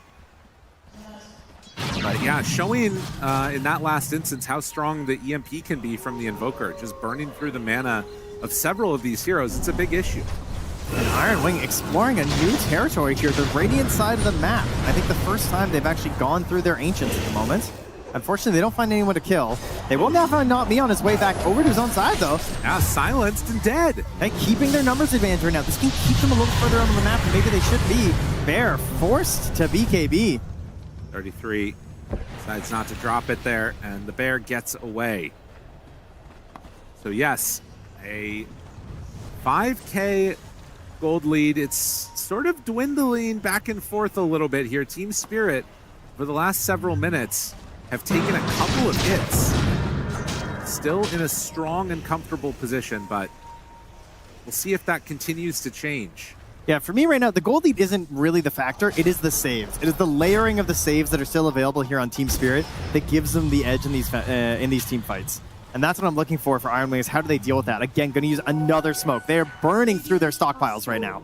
This has got to work for him and collapse the first person they run into. Good. BKB response, he gets the ulti off, immediately doomed. Laurel rolling around, doesn't quite connect onto Pure or Ari, but 33 is in pretty far, and now Laurel is going to hunt the Invoker while 33 gets gobbled up by the Lone Druid. BZM, BKB out, throws out a couple good meteors, manages to burn through that Aegis.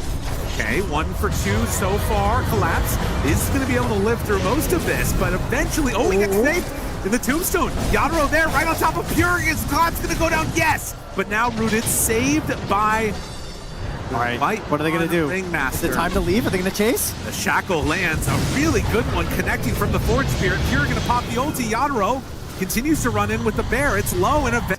All right. Summon force out here again from Yadaro. More gold going the way of Iron Wing. And the insta-doom on the Undying, that is the key target, yes. Right? That's definitely the hero that's going to have the most impact on. It removes one of the saves, since he's got that shard on the Tombstone, and also reduces, obviously, his just ridiculous amount of healing and everything. The problem is he is surviving through it, but he is a little bit weaker as he engages into the rest of the fight. So that helps them bring him down. We talked about BZM being the answer for this lineup. And Iron Wing, if they could manage to come away with a victory here, this would be one of the more impressive wins that we've seen from them. Because as you said, this is not a team that's, you know, known consistently for coming back like crazy. Obviously they can do it, but team spirit in the late game is a difficult beast to battle against. We saw in the panel, right, talking about the match duration and the averages that they have. Yeah. They're very similar, averaging around like 46 minutes, I believe, in terms of their games. So both of them very confident heading late. They both had some late games already in this tournament. And late game is when you get a little bit of time. You know, the idea of the game becomes quite a bit clearer. You learn all kinds of new things every game of Dota that you play in terms of interactions and ways you can deal with a certain combination that is afflicting you. BZM. They're afflicting him with some spells. This is the Basher reveal from Laurel. Do they have a way to break it? Yes, they do. So BZM finally going to be punished as Laurel picks up that key item. I got a bear. I got a Basher. We're going to have a hard time BKB TPing out of this one. Oh, yeah. So that is the type of kill that Team Spirit need to feel confident moving forward here. And it looks like they're going to try and pressure this bottom Collapse. tower. Collapse has moved the banner into his inventory. Okay. We are getting aggressive. Let's do it. We're moving in. High ground is on the menu. Well, we'll see if they decide to make this move. Again, 60 seconds with no buyback. Yeah, they're cutting waves, it looks like, or wanting to at least. But they're going to need to deal with this one. Banner down. Buildings open. 33. What can you do to try and stop this bear? Throw out a boomerang.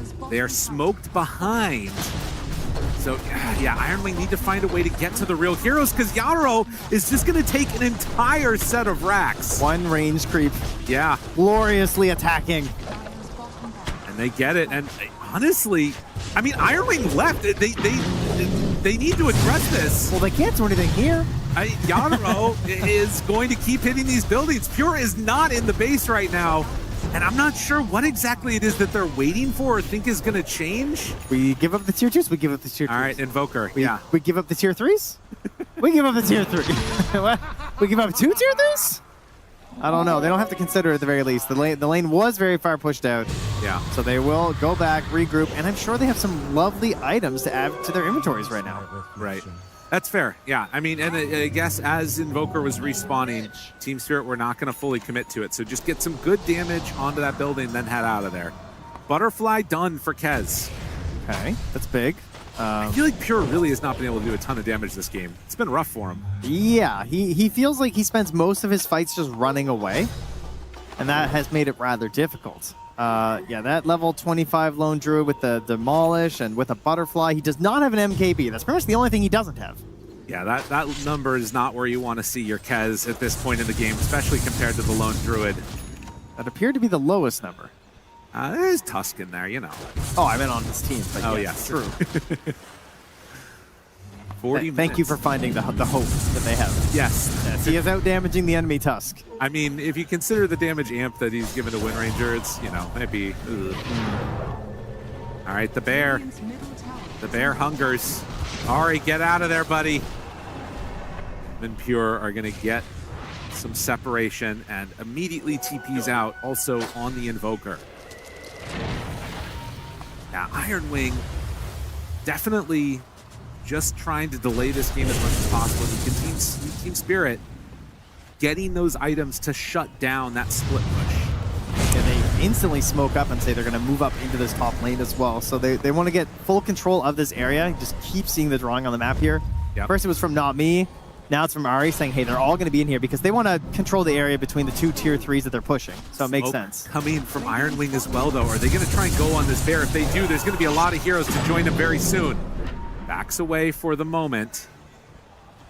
Oh, it's a little sketchy here. Iron Wing still kind of thinking about the idea of going in. Dire scanning, not hitting onto anybody. But into the pit, Not Me will go. Now this is going to roar. Yeah, he's forcing out the roar himself, which is very interesting. But unfortunately, he's not able to get it. MKB achieved now as well by the Lone Druid. So the Kez Had a couple sparse minutes of having Butterfly ready for himself, and now it's not even going to matter. Yeah, that's tough. Doesn't really help him out very much versus the other matchups either, unfortunately. This is also the big Roche. Third Roche, it drops this lovely thing called the banner. I love some cheese, and a refresher shard. So very nice. That will be a great way for Iron Wing to get back in the fight, because if you had those items sitting on the high ground, even with a lone druid, that can be a tough one to push into just because it is an invoker. Yes. The guy already has a lot of spells. If he gets to throw them all out twice, it can be quite a hurdle to hurdle over. Sunstrike sees that Roche is up. And you can see the Conjurer's Catalyst. All right, so BZM. The what? He's 25. He's got Conjurer's Catalyst. If there was ever going to be a hero that could pull you back from the brink, it would be this Invoker. BZM on his Invoker. Has a Lincolns as well to try and stay alive. Has to, infest fairly defensively in this one, unfortunately. And again, for anybody that's not aware, it's as you deal damage, it continues to deal amped damage in an AoE around the target. So it really just amplifies everything. If Team Spirit It's really just good on everyone, but it's really good on Invoker. Sunstrike looking for the snipe there, can't quite get it. They're very close right now on Iron Wing. They are. Do they want to go? Ari could think about a bushwhack when they're walking up high ground. What does he do, though? Does he just like force a BKB and try and get back? Is that what he's thinking? No. Because he does not have a team for a fight right now. No, it's looking a little bit dubious there. Invoker's going to go hunt the bear again. BZM finds it. Yadro gets hit on the bear. They bring in some more. Tries to get away. EMP out. Oh, it's so annoying. God. Lone Druid, man. I mean, little known fact, they can surf, as you can tell by him going so fast. Wait a minute. Oh, but the snowball save is there. Now Pure is in pretty deep. Looks for the punch, saving Laurel. Sunstrike does manage to connect. BZM on target. Not Me now also found. Team Spirit, are they in a little bit too far? Where are the saves? Drop the Doom onto the Windmanger. They find themselves one. It's Whitemon gone. Pure trying to get out of there. They nullify the amp damage. Collapse continues the chase. They have anything else left in the tank? It's a trade of 1-for-1 with a lot of BKBs used, and now BZM, he might be just ready to play. I think it's time to find something here. They're thinking about it. Tornado left up onto two. Yadro, he waits and saves his BKB, though, so they can't go in. Broken now, Sunstrike out, not going to connect onto Rue. BZM runs back forward, finds Collapse. Big Meteors down. Oh, look at that damage! BZM with the double kill takes them both out. They're buying back to try and get back into this one. There's no way that can be good, as Not Me in trouble. Found Sunstrike, that one's off the mark. But the hits coming out from BZM. Oh my God, the damage is gonna be nuts. Yeah, Pure, you had to tip him, because Pure just got insta-dead. Oh. Like, he went back into that fight, he got blown up in 3 seconds flat. But it set it up, right? It gave the space for BZM to cast all those spells, and yeah, this is exactly what they have been waiting for from their key player on the Invoker. Yeah, he just died. I mean, look, there's an issue that's coming out here if they're not careful. BZM, if they can bait out the BKBs, the BZM feels like carry this. Instantly back down, though. Brings him down to about half HP, but then gets out. Oh, man. All right, we got a good game. 5K gold lead at 46 minutes means we're going to see some wild stuff here. This is what you want on the TI main stage. Day one, game one. I mean, the tornado, if you guys keep seeing the tornado keeps hitting on the bear and he just immediately comes back down, it's because when you have the Shroud on the Lone Druid, you can just use your Roar, and then that brings him down, instantly dispels him. So that's why they're instantly trying to follow up, assuming he's instantly going to do it every single time. So they're playing a little mini game here. And yeah, that Refresher Shroud that we talked about, it is being held on Yadro right now. So if you thought 2 bears were bad, what about 3 bears? Right. I mean, you're not wrong. I feel like so much of this game is going to be, can they catch and kill BZM on Team Spirit? And then likewise for Iron Wing, can they bait out those BKBs?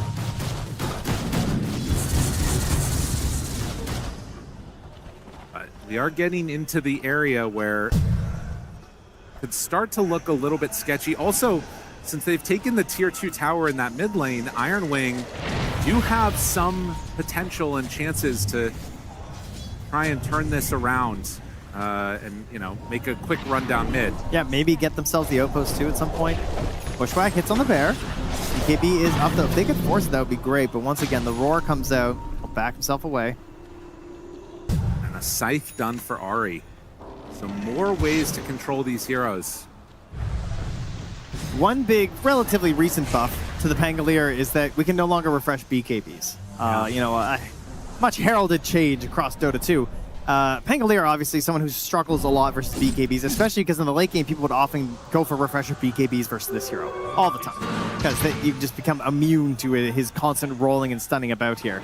But with his own refresher shard sitting on the Pangolier now, and building into a refresher, he's going to have some ridiculous rolling thunders that after the first BKB, there's just nothing you can do. Right, and you know, there is going to be that issue of, for Iron Wing, there's a lot of like little poke that can force that out. You know, you've got the bear coming in, obviously, as the Tormentor moves in. They're going to get it. They're going to instantly TP back home because the side of Team Spirit is approaching with a creep wave mid. Tornado's super annoying to deal with. Yadro pops the BKB, just starts hitting the building. All right, we don't want to fight anymore. We're going to start taking buildings there. Brings it almost all the way down. That's a problem. That's not good for you, Iron Wing. Okay, but mentally, you know. Yeah. Mentally, you're like, look what they have to do to match us. They're afraid. They're so scared. They're BKBing the bear and just trying to take our buildings. Guys, we got them on the ropes right now. They can't grow this lead. I mean, it has stalled out. It does depend on mentality a lot. You know, how are these teams going to handle the pressure of TI main stage? You see a bear just run in and take a full set of racks, or just about. How do they respond to that? Are they going to feel like, oh, we have to fight now and then take a bad fight? What's going to be the mentality shift? Is there going to be one? Well, now his own MKB picked up here on Pure to match the butterfly that's on the lone druid, so now we can just shake hands and agree to sell both of those items and buy cooler stuff. Yes. Okay, I like that. So you watch Yadro one-tap a Mud Golem. Oh yeah, the breakout of the Silver Edge. That's funny. Aghanim Scepter. Now on the Invoker and ready to be blessed. It's just a little bit more. The creep wave is going to die here in the mid. The Conjurer's Catalyst. And do they find him when he heads out? Thinking about it. Steps forward. Team Spirit. Real close to a couple of heroes here. They're going to break it. Laurel steps in. They don't quite connect onto 33. All right, the bear's coming. They know. And onto Whitemon. He's just going to hit the buildings. Do they have any way to do this? Or he's going to hit Kez, force out some reactions? Ulti, half HP already there. The Doom connects onto two separate heroes. Cannot get in with the save. They do manage to get the bear down. So Tusk now in trouble. Collapse walking in. He's going to back away. And now the Panko is gone. Laurel in trouble. Another one dead. This Iron is a Wing. one bear fight. Yeah, they're taking this fight perfectly. Collapse now also wanting to do something, but it's a TP away from 33. Understood the assignment, gets out before there's trouble, and suddenly this lead is cut down to nothing. It's bad. It's real bad. Oh, man. It was a one bear fight. They miss out on getting the kill onto the racks. Right? Yeah. And then in the back line, they managed to catch onto the Pangolier. The scythe is there from Ari. They don't use the cheese. They don't use the refresher shard. It wasn't their full power from Team Spirit. They can think of it like that. But if they were hoping to just steal away a Rax and maybe lose a couple heroes, that ain't happening. They were ready to defend on the side of Iron Wing. I mean, it's a bold play, and you can start to lose out a little bit more.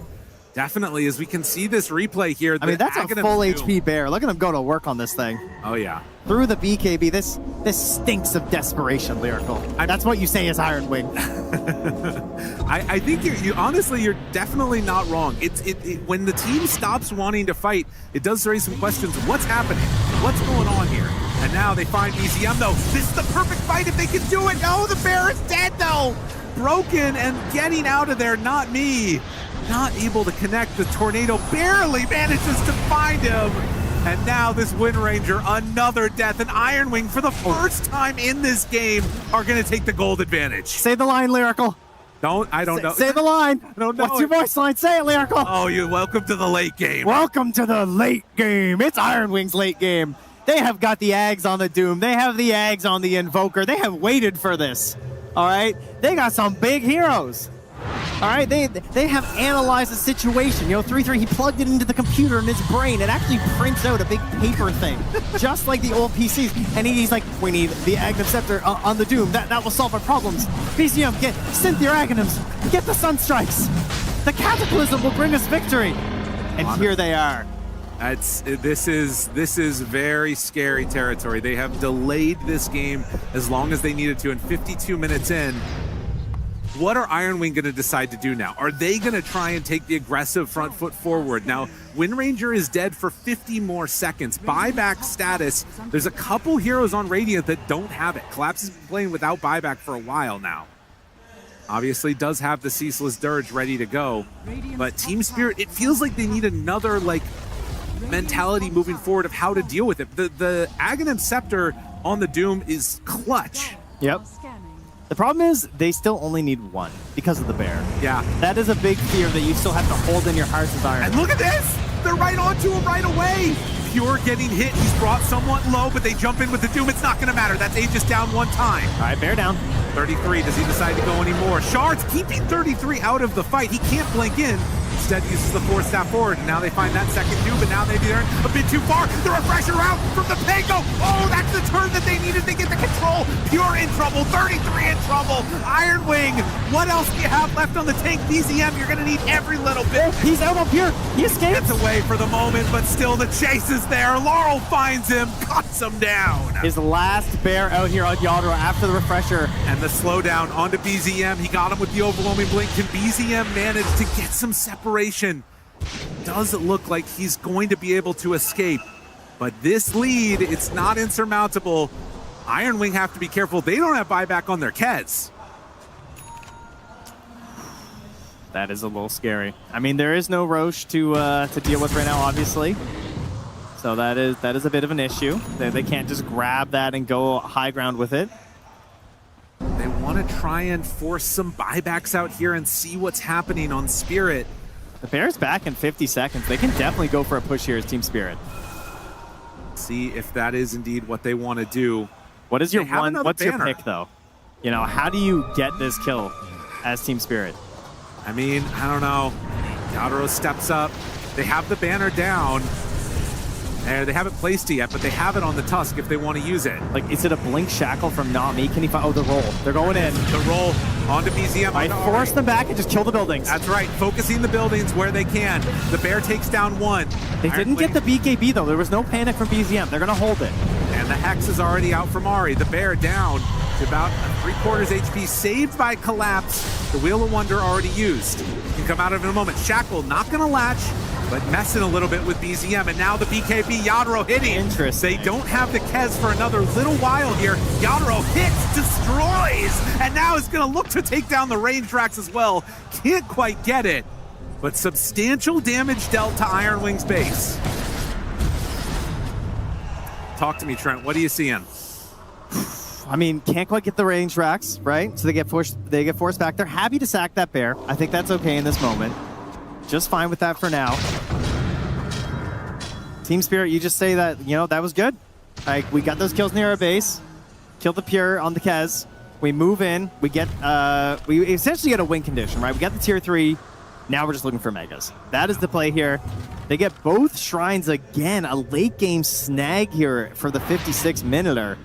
That's really nice for Team Spirit. But look what's happened on the net worth chart, right? Like, it is the Lone Druid. It's 3 Dire Heroes. Yeah. And Kez finally getting over top of the Undying and the Pangolier, which he's been behind pretty much the entire game. Pure has struggled to keep up. It is, as you would hope for, pretty much dead even heading into 60 minutes in terms of who's got this one. A Scouting Cataclysm erupts here out of Iron Wing. They have a Refresher Shard sitting on the Doom. That could be just the one tap you need. Imagine if he dooms the Pango. Like, that could be something that really catches them off guard here. Look at this, though. So the bear also in mid, while this smoke is happening, is wrapping around to go towards the racks. Yeah, because the creeps hit bottom. Yeah, so he's going to go for it. The Doom shows up there for just a moment, but they're immediately going to go in for it. And with Not the like BKB used without even a fight, do they quite have enough? No. 190 HP left on that melee rack. But this is the problem. They're going to get megas. Yeah, and the bear's back in 15 seconds. They're going to have to find a better solution than this. Not me. What are you doing? What are you doing, Nami? What are you doing? Nami, he's going for it. Oh, why not? The big man up on his first game on the international main stage. The support player comes in and gets the job. A little smile for the job done. Sneaky, sneaky. Oh, that's a painful one to give up here as Iron Wing. Now the pressure's really on. I wonder if they're going to try and make a move while Wind Ranger's dead. I don't know. It's just, I think that they've just got to keep holding out now. Man, a sick play. First time at TI. You love to see it. Not me. He's having a hell of a tournament. I mean, there was a question, right? He is the only player on this stage who this is their first TI, by the way. Not that you can tell after a move like that. They see the bear for a moment. Ari hunting, not quite able to get him. And so it looks like they are going to probably get to 60-minute items now. Iron Wing hunting, finds the bear, jumps in. They've got the Ags already down. Laurel finding Kez, keeping him under control. They're so cautious about their BKBs. They don't want to pop them. Can do so much damage if they're found by it. Collapse, blinks forward. Shiva's guard out. The slow is there. Yadro sending in the bear. The Doom is down. He has Refresher Guard if he needs to use it. BKB is finally popped. The stun, the bash in the midst of it. Still has Refresher on Doom if he wants to go for it. Laurel taking a ton right there from him. And look at this Ken. Oh, the snowball. Ripping him to shred. The snowball save is going to be there. He gets the blink out on Laurel. Rue, though, now is in a bit too far as well. The BKB out. Iron Wing surging forward, now finding another kill. They're TPing in with a couple of heroes as the Tusk is going to be found. The Doom there. Right on top of him. That's not where he wanted to be, and now the power shot, the slowdown is there. Oh, has to blink away. Good decision, but they move forward onto the bear. Saved by the Tombstone. Now back out. Can't quite do the damage. The zombies are chasing. They're running after him. Yanro moving in. Sunstrike. It's on to this Wind Ranger who finally gave out. No! The shackle and latches. They break it and now got him caught. Not me. They thought that they had him for the finish, but now BZM is in too far. And with Collapse running in, with Yanro there, they find the bash. They get their man. 3 dead Iron Wing. They have buybacks and they're going to need them. They got creeps coming to the mid lane. I mean, it's mega creeps. They got creeps everywhere. Ari hits a 2-hero pushback. Can he get out of this? They're chasing, nullify, control, couple more hits. Ari in trouble and Ari dead. They have buybacks again on everybody at this point in the game. It's been used by the Invoker, used by the Doom. They're moving out of the base. Keep in mind, they do not have BKBs right now on Team Spirit, so this could be a big window for them if they can find the right fight. Laurel ulti out. He's trying to buy a little bit of time for his bear to get out of there. And Laurel going to retreat. It looks like, well, they find the bear. Okay, not bad. They're going to find it. And that actually is going to be no bear for 30 more seconds if they can kill this one. So Yadro loses another one. Man, the creeps, though. Yes, they need to deal with this. They got some issues happening back at the base. 60-minute items. We're up, we're ready, we're bobbling for Collapse. What did he actually end up even taking there? He went, it's the movement, speed, and evasion, and the mana. But yeah, first time getting a Wind Ranger Hex online in this tournament. Iron Wing playing forward on the map, managed to kill off a courier, which had fairy fires on it at 61 minutes. You know, sometimes you need a little bit of help. Still has one more in inventory. Love to see that. Okay. The big late game items that start coming out. We see stacking of Aeon discs, trying to add an additional layer of save. Save is something they don't have on Iron Wing. You know, they have the Ringmaster box. It should be fair. He doesn't have the Agnum Scepter yet for the second one. That is their one big save that they're working with. But if you can add an Aeon disc, having an additional layer helps a lot. Right. We also get the Minotaur Horn for the Pango. That's good. Collapse. Jumps up high ground, finds his man. Ari died just a little bit ago and with the Meteor Hammer out, but look at Yadro. His eyes are on the buildings. He's starting to hit the tier 4 towers. This could mean that it's actually a good fight for Ironwing, though. But if they lose their base, maybe it doesn't matter. They're trying to TP back now. They realize they can't do it. Oh no! The Pango's rolling. They don't have the TPs that they need. Through backdoor protection. He's ending the game. Yatero's had enough. The Hex is there, but there's no regenning at this point. As the Bear gets bushwhacked, he's going to try and end this game. Team Spirit have had enough. Woo! Well, is that what you would like to start a game on the TI stage? I think we can all agree yes. What a performance from Team Spirit.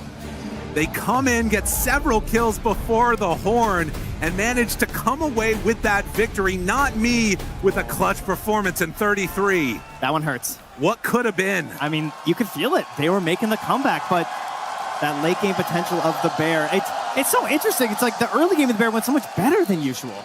Then this struggling mid game, but the late game tactics of the Bear were too much. Unbelievable performance. Team Spirit take the first game on the main stage.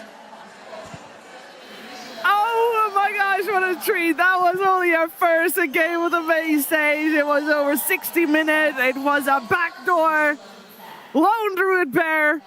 Just one little bear against the world, and he made it happen. What a fantastic way to start this series, Saber. This was incredible. I hope that every single TI game is as good as this one. I feel like both teams have played absolutely insane. Spirit obviously with their lead, but also Ironwing with being able to play the game despite the horrible start.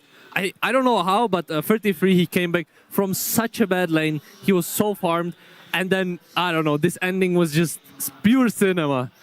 It was. I think it could have been either team's win right until the very end. It could have been. I was so impressed by Iron Wings and how they held this game out. I mean, you can see the way they're playing the map is so beautiful with how they're, stacking their triangle up, so much to try and bring back that net worth deficit. I mean, the net worth stayed very, very close for like most of the early game, despite all the kills happening. The way they were placing their wards on the map as well was so defensive. They had wards at all of the entrances to their jungles. They had it in the mid lane. They were covering everything to try and feed as little as they could. I think they punished everything perfectly. They held this one out. Even like Spirit played fantastic, of course, but Iron Wings have to be commended for how well they did in such a situation. I mean, this game is a really good example of why laning phase just doesn't really feel like it mattered as much, Like the early game, Iron Wing just lost their lanes, they lost the 7-minute Wisdom Shrines, but it just didn't really feel like it was a huge deal. They were still able to farm because there's just so much camps on the maps to farm. They slowly played, they were really patient, and they found the right openings, and they were able to really slowly, allow this Doom with the Midas as well come back into the game. And I also think it's 33 choice of neutral, and maybe we will have more to talk about that. But he can just farm waves and stacks with this Ogre Smash. It's very smart from him. And it did so much. And at this point already, we're like, okay, Iron Wing, they waited it out long enough, and now they are the team that takes the lead.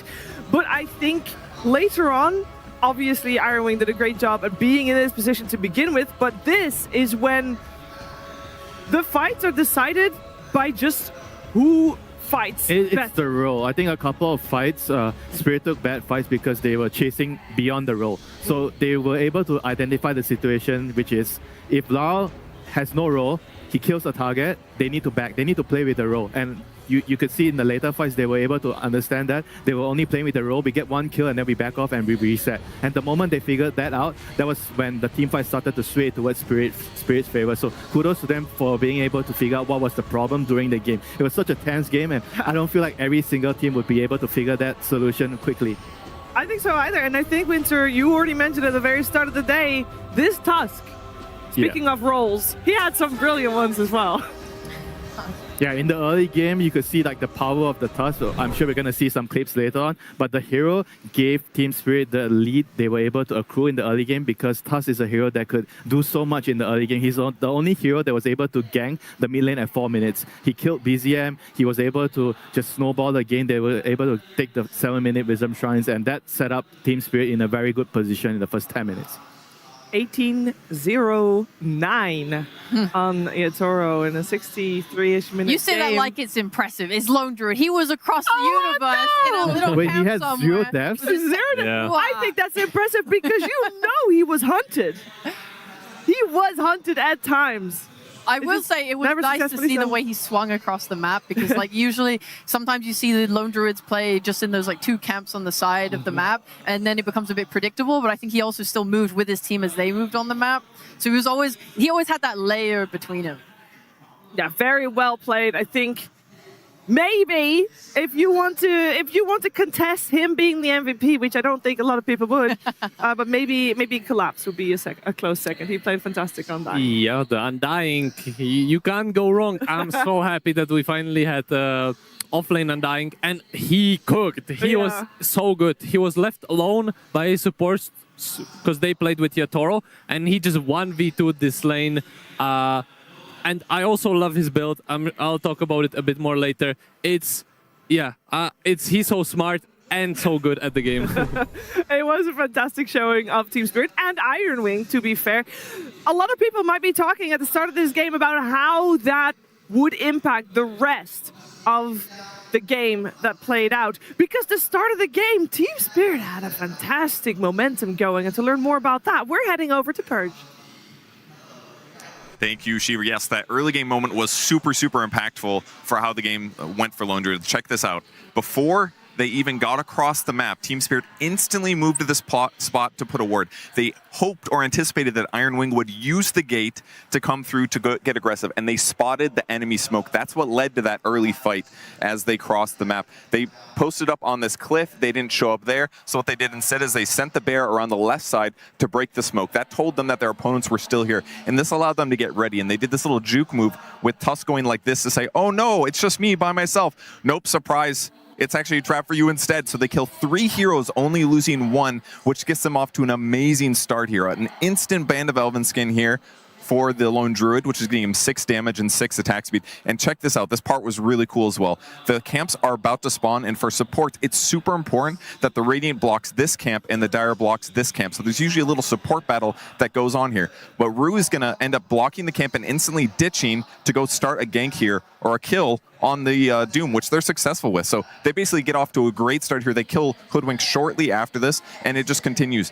2 minutes into this game, he's got power treads. He's got 35 attack speed and movement speed advantage over his opponent. And a short moment later, 4 minutes, Doom is just zoned from the lane. He can't be here anymore because of how amazing this early game went for the Lone Druid. He even does this creep cutting thing here where he thinks, there's no way my opponents will come here. It's so far out of their way. They teleport both heroes because they don't want him to get any farm on this map at all, and they run him down and they kill him. Very, very tough early game for 3-3. They even try to kill Lone Druid here a bit with the Wisdom Shrine spawn, but they win this fight as well. So take a look at this net worth advantage here.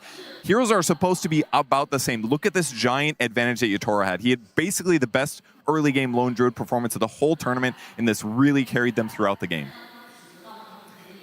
Thank you very much, Purge. That is insane to see. And I love that little ward. You talked about the wards already. That little ward at the very start of the game, Ray, I can only imagine that comes from them having studied Iron Wing. It's like, hey, sometimes they do this. Yeah, I mean, we've seen lots of silly little plays from different teams where, like, you know, sometimes they wrap so far around they're, like, behind the tier 2 looking for a first blood. And then, like, that was a really nice play to call out and keep a watchful with the ward. So yeah, I think this is just goes to show the amount of prep. This is the gap as well that we've seen between the group stage and now the main stage is like this kind of thing, this kind of edge. It gets you. It does, and it leads to big advantages in favor of Team Spirit. Now, we had a couple of fights after that were very Spirit favored. No surprise there with the Lone Druid being so far ahead with Yatoro there. Winter, you have one you'd want to highlight with that a little bit later on in the game, minute 16. Yeah, so it was like when I think it was Iron Wing trying to attack the safe lane tower of Team Spirit. They got the tower, but they couldn't really escape. You know, they lost I think a couple of heroes. Team Spirit smoked from the river. They were able to kill I think 3 heroes. I think this is the start of the game where I felt like why I favored Team Spirit, because their heroes are much stronger in the pre-20 minutes fights. Like, it's very difficult to run into the roll and the tombstone. You're not going to be able to take those fights. So as Iron Wing, you can only just run, every time you see the enemy coming in, and that's why I didn't really like their overall setup. I felt it was really greedy. They did a good job like holding the game together, but I feel like they don't really have a lot of say in the game for the first 20-25 minutes. They could only respawn. They did a good job, but I don't really like playing Dota like this. I don't think anybody likes playing Dota against the Lone Druid either. So I think maybe that one might be addressed, because I think maybe that would make their game, Iron Wing's game, a lot easier next time around. It is a hero that normally gets removed. And I think, Rhea, you have another one where the bear is the focal point. Well, this was the nice thing. I wanted to highlight how Iron Wings were trying to play around it, because there was a moment when Yatoro sends his bear top lane, as you can see here, to try and push this in. He goes a little bit too far, and whilst the bear lives here and gets away, which is a criminal, by the way, the fact of the matter is the bear is now low. And after this moment, after it gets away, after it TPs away, it is too low to join a fight, right? And now mid lane, Iron Wings are going to take this fight engagement instead. And this is now so good for them, because there is no bear here to follow up on what Team Spirit can have, right? They get the Aegis, which is, their massive power spike now removed. They're going to go in, they're going to use their role, but there's no bear. There's no bear.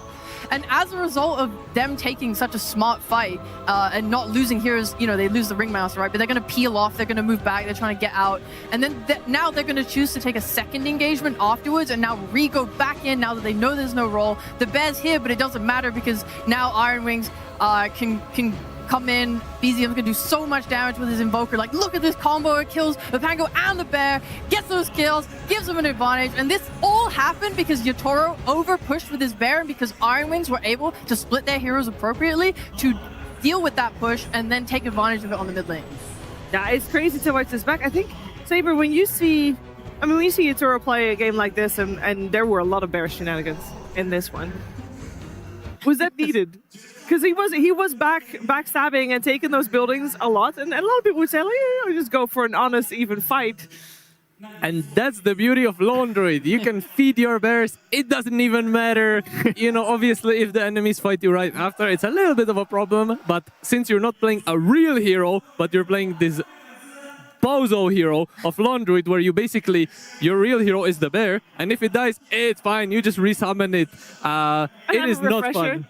Yeah? Refresher to resummon it again. Yes, and he got Octarine as well later on. So that's even more bears. As if you... Why pick Grave King when you have Lone Druid? Exactly. That's true. Let's focus our attention on the offlanes here, Saber, because these two definitely were also shining stars for both their teams. I wanted to point out how amazing both of these guys itemized. You could see on the Doom, he bought the Shiva, he had Axe or the Ethan, and the Octarine. So he just blinks in, he has a massive Doom around him. It sadly didn't help, but this hero late game is an absolute menace once he gets to this point. And on the other side, we have the Undying, which I really love his build. He went face boots into Octarine first item. You don't see that very often, but it just helps you farm. It reduces the cooldown on your innate, which is the free respawn. So it goes from 6 minutes to 5 minutes, and that's good. And then, he just becomes really tanky. He got his strength blink. He has the bigger AoE from Shiva as well. So he's just DKing left and right. He's farming super fast. This is how you play offlane, ladies and gentlemen. And this was, as far as Undying goes, that was the overall first pick coming out. Do you think that this will be something that will be run back? Because this was a flex pick, but now Collapse has proven he's very capable of playing it on the offlane. I sure hope so. And I feel like these tournaments, they have a tendency of, like, once you see a hero work in a certain position, other people will copy it, and it gives everybody else confidence. Oh, I see this Undying, we can probably run it offlane. If Collapse can do it, I can also do it, is what all the other offlaners are saying. So I will expect more Undying picks, but also more Undyings that will turn to be offlane. But in this series, I don't think 33 wants to play Undying. He's not a type of hero. He's not an Undying player. I think he'll stick to his guns and hope for like a better early game than this game. No Lone Druids. No yeah, Lone Druid. hopefully. Maybe that's where is that indeed, Rhea, where you would take this? You would just say, well, ban the Lone Druid, go again. Yeah, I think the Lone Druid was more of the problem. Or maybe just being more aware of like Tusk's ability to run you over. Because if you don't give it to him, it's not like he scales like that well into the late game. And I think, they just kind of gave away too much. Like, even then, it was more on the mid games. And like, you still have this you can't just be reactive about like Undying. You can't just ban that because then you're giving something else away. It's hard, man. Drafting's hard. Drafting is very difficult, which is why oftentimes the coach comes into play. You know, he has a helicopter view and he'll know exactly where to take things as the players are once again ready to take the stage for the second game of this best of 3 series. Luckily for us and for everyone watching, neither of these teams will get eliminated as this is still the upper bracket. The first matchup these 2 teams are playing on the main stage and the first series that Not Me is playing on any TI stage to begin with, and I think that he crushed it. I want to take a second to applaud his I want to take a second to applaud Not Me's Wind Ranger, where the barracks were super low already. You know, the bear had already died, so he couldn't finish it. We know it's Not Me's first time in the booths, in the international booths. And we talked about it. We don't think the pressure would get to him. We think he'll be fine with it. But I think we saw it in action there, Winter, being able to just go for that play, go for that barracks. You know, he gave his life for it, gets the mega creeps.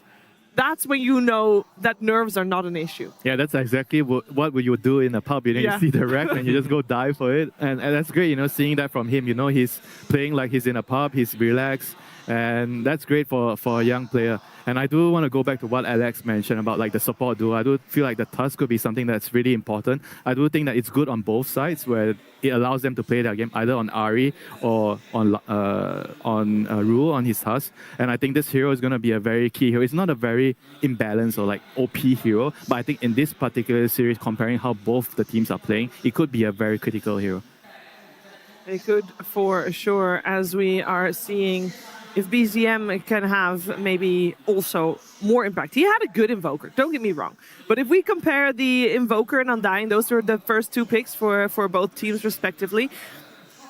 Overall, first pick Invoker does not leave Rhea any room for flexibility.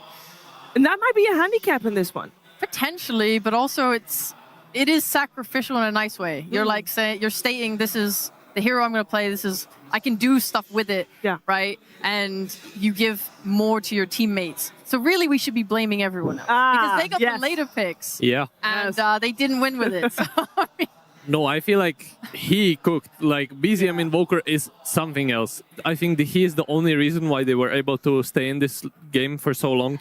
Honestly, this Ghost Walk in dealing damage is a little bit busted. He's just pushing every single wave. In the fight that we saw when he threw the triple meatball, that is also not okay. How does it deal so much damage? When you get your Chasm Stone or Shiva, your AoE on all your spells becomes bigger. However, it doesn't actually become bigger in reality. So you don't see how big the meteor is. You're just getting meteored and cooked from inside, and you don't even know where it's coming from. We'll have to see if he gets his hands on that again then, as we are very soon ready to get game number 2 underway. I think game 1, both teams, they're not going to be too sad about how things went. Team Spirit took it in the end, but Iron Wing fought valiantly, and they almost made it happen. Let's see what happens in the next one. Iron Wing versus Team Spirit. Game 2. Drafting time, and we get to see what changes the teams have talked about in the break and what changes the coaches feel like is necessary going into this next game. As we are having Iron Wing on the Radiant side, Team Spirit on the Dire side, so that swapped around. We also swapped our pick order, meaning it is Iron Wing with first pick and Team Spirit with overall last pick.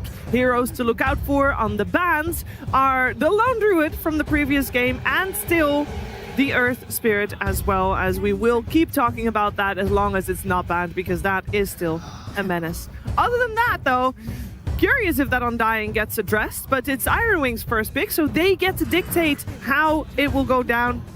Earth Spirit still banned out. Ember Spirit actually still in, even though we see it banned out in the first phase of the previous game. We might see Spirit choose to ban the Undying here if they feel like Iron Wing will cause a problem with it.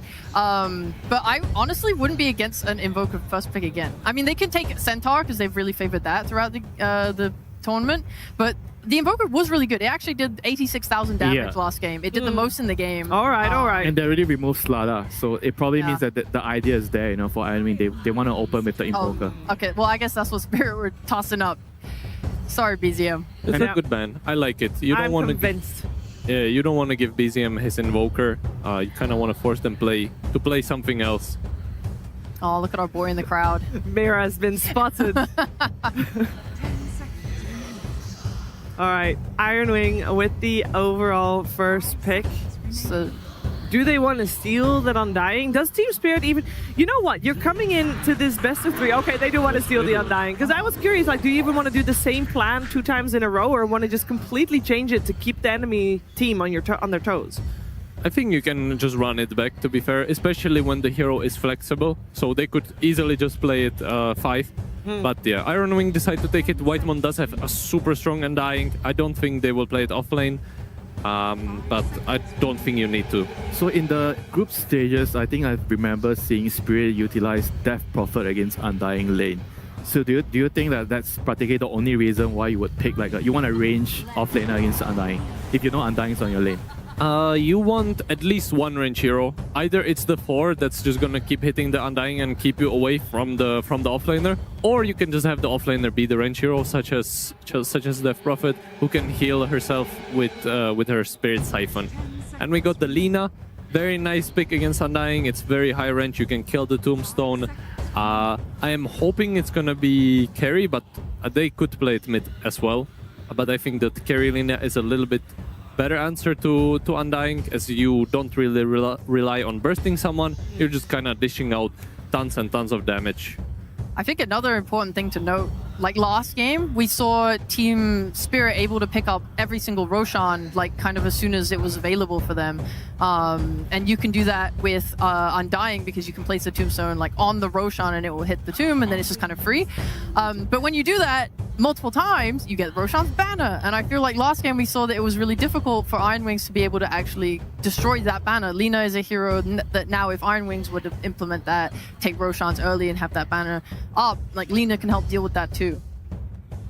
It's true. Yeah, you can. Lina is good hero, like both with and against banner as well. Yeah. I'm interested to see if Centaur gets banned out. It is a very nice hero both against and with Lina. Against because you don't really want to hit him because of his retaliate, and with as he is able to like save her with his axe, and also. So you're saying they should just pick it right now, right away, as soon as they exit this ban phase for Team Spirit? It is not as easy to play it against Undying, so I feel like Spirit might be a little bit more wary, and they might just pick like double sub here to address the Undying. But I think for Iron Wing they could easily just pick it after this ban and get their offlaner going. They already have a support. Yeah. So probably it's better for them to just ban it. Not to worry about it since it counters Lina so much. Yeah. They're taking some time to think about what they should be banning at this point. The center surely will be part of the conversation. What other this topics ban do is they have? super critical for the second pick side when you ban and you pick the next hero here. So usually you see teams take a lot of time at this phase. But they opted to go for the Kotal, so they're worried about this Kotal Undying lane. Yeah, it's a strong hero. You can stack camps with it. As we saw from the first game, even though they were behind, they had a massive stack in their triangle that they farmed later on with the Doom and the Invoker. So you kind of avoid having to deal with that if you're not against Kotal. And yeah, it's just a strong hero. Nice pairing for BZM if he's gonna play some Spirit. Clockwork coming out. Looks like that will be our safe lane. That's a common pairing. This is probably going to really discourage the Undying offlane. You don't want to be playing Undying offlane against Clock. You do not. The mana burn is too annoying. Yeah, I think Spirit just decided to have a very solid safe lane to start off the draft. You want like something that protects the Lina. It doesn't necessarily address Centaur too much on Clockwork. They can easily pick that on Iron Wing, but perhaps they want to get a little bit more exotic with it. We'll see. And another Hoodwink coming our way for Ari. Yeah, I think he played very solid last game. There's no need to change it up too much. He had very solid performance on Hoodwink. You can't really go wrong with this hero, and it pairs really nicely with Undying. You have like a teamfight guy, and then you have a pick-off guy that's just gonna, you know, set up kills, and you have a stun. That's an Ember Spirit coming out. I have a question. We have not got Lone Druid banned, and I know there is flex potential on the Lina. Is this anything we should be worried about for either team, to be honest? So I'm not sure about how the matchup goes, Lina against Ember. I imagine it's okay for Ember, because you survive all the Lina spells with your Flame Guard. So that would mean that Spirit does not want to put Lina mid. They would need to put it carry, so they can't pick the Lone Druid. However, Pure can still easily do it. I'm not sure if he wants to play it against Lina, but it's not bad. Once you get to the Silver Edge and you manage to bring the bear on top of the Lina, she is in big trouble. I imagine they have to like put the Lina on carry and just counter this Ember right now here. Yeah, probably feels more suitable. I don't think there's any flex heroes remaining on the mid and the off lane. I guess if they wanted Pango, but Pango's not really that great against Ember.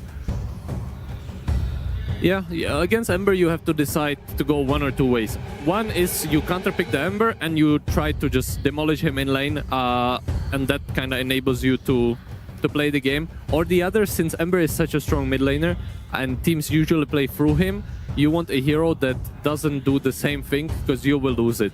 Like, okay, we got the Underlord. That's a nice counterpick to Ember. You have like your root. Another hero that really counters Ember from the support is Willow. I feel like Willow is one of the crazy strong heroes against Ember, because you catch him in the root and the Terrorize, you can always kill him in the early game. It kind of works with Underlord and Clock too. They can set up for your Bramble. It's a nice pairing with Clockwork for sure. I do think they have a very nice, robust lineup on Spirit right now as well. With Iron Wings picks, I just see them now having a lot of kill threat on the map. I was honestly wondering if they might like to take the Dragon Knight, because we've seen it come up more and more prevalence in the group stage, and I really like it because A, it's like you have so many heroes like Spirits in the mid lane that it just provide you the extra bit of catch, but also it gives you a really nice way to just take the tower if they do want to rotate with runes, so you're not like as... And on top of that, when you have Underlord off lane, you like your mid laner that has a stun, so that you can actually ulti. And if you have a mid laner which doesn't really initiate, it doesn't feel very good playing Underlord in a game like this. And I think Underlord is the type of off lane, maybe you can tell me if I'm wrong, whenever I see this hero, I feel like you need a mid laner that pairs well with him. You can't just pick the Underlord for just wanting the Underlord and just pick another mid hero that doesn't really work with him. Yeah, you're totally right. I think for both of the global offlaners, which is Underlord and Dawnbreaker, that want to connect globally with their ults, you want a mid laner that's a playmaker, that's gonna like set up things on the map for you, and then you're just like farming, pushing out lanes, and then eventually you connect with the gate. And we got the Lifestealer counter pick. Very nice against Underlord. Very tough lane. Yeah. It could go both ways, to be fair, because you do have like 15-20 more damage on the Underlord than on the Lifestealer. So if you're really good at last hitting and you manage to outlast it pure, then it can go... Is this the lane where you should get Aura early as Underlord? I don't think so. I think you still keep the Firestorm. It's a very strong spell, and he's not gonna wanna rage every single Firestorm, so you can just secure your range or a range deny, or like enemy range. With the Firestorm, he kinda needs to calm down with the Lifestealer. It just gets bad a little bit later on. Like, once he gets phase boots, level 5, then I think Underlord will just go jungle, which is fine. I think this is fine matchup for both teams. Team Spirit at least have a hook shot, so that's one BKB piercing stun that they have against the Lifestealer. I don't think they're too sad or like too distraught about the Lifestealer pick. It seems like Ironwing is keeping their options open, or rather Spirit's options open. They ban out the Morphling, so they remove another carry from the pool. The Lifestealer counter. Yeah. And also against Undying, you steal the Tombstone. It's not fun. So that's a very good ban actually.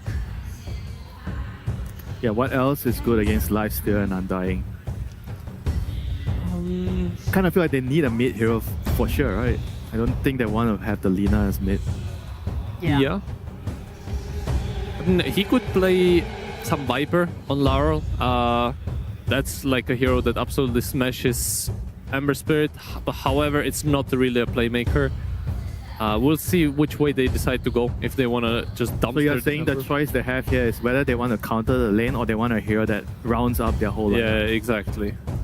Or they could have a hero that does both, which kind of probably doesn't feel like there is one right now. Oh, actually, Maybe Tiny could be at that. It makes plays. It's okay in the lane.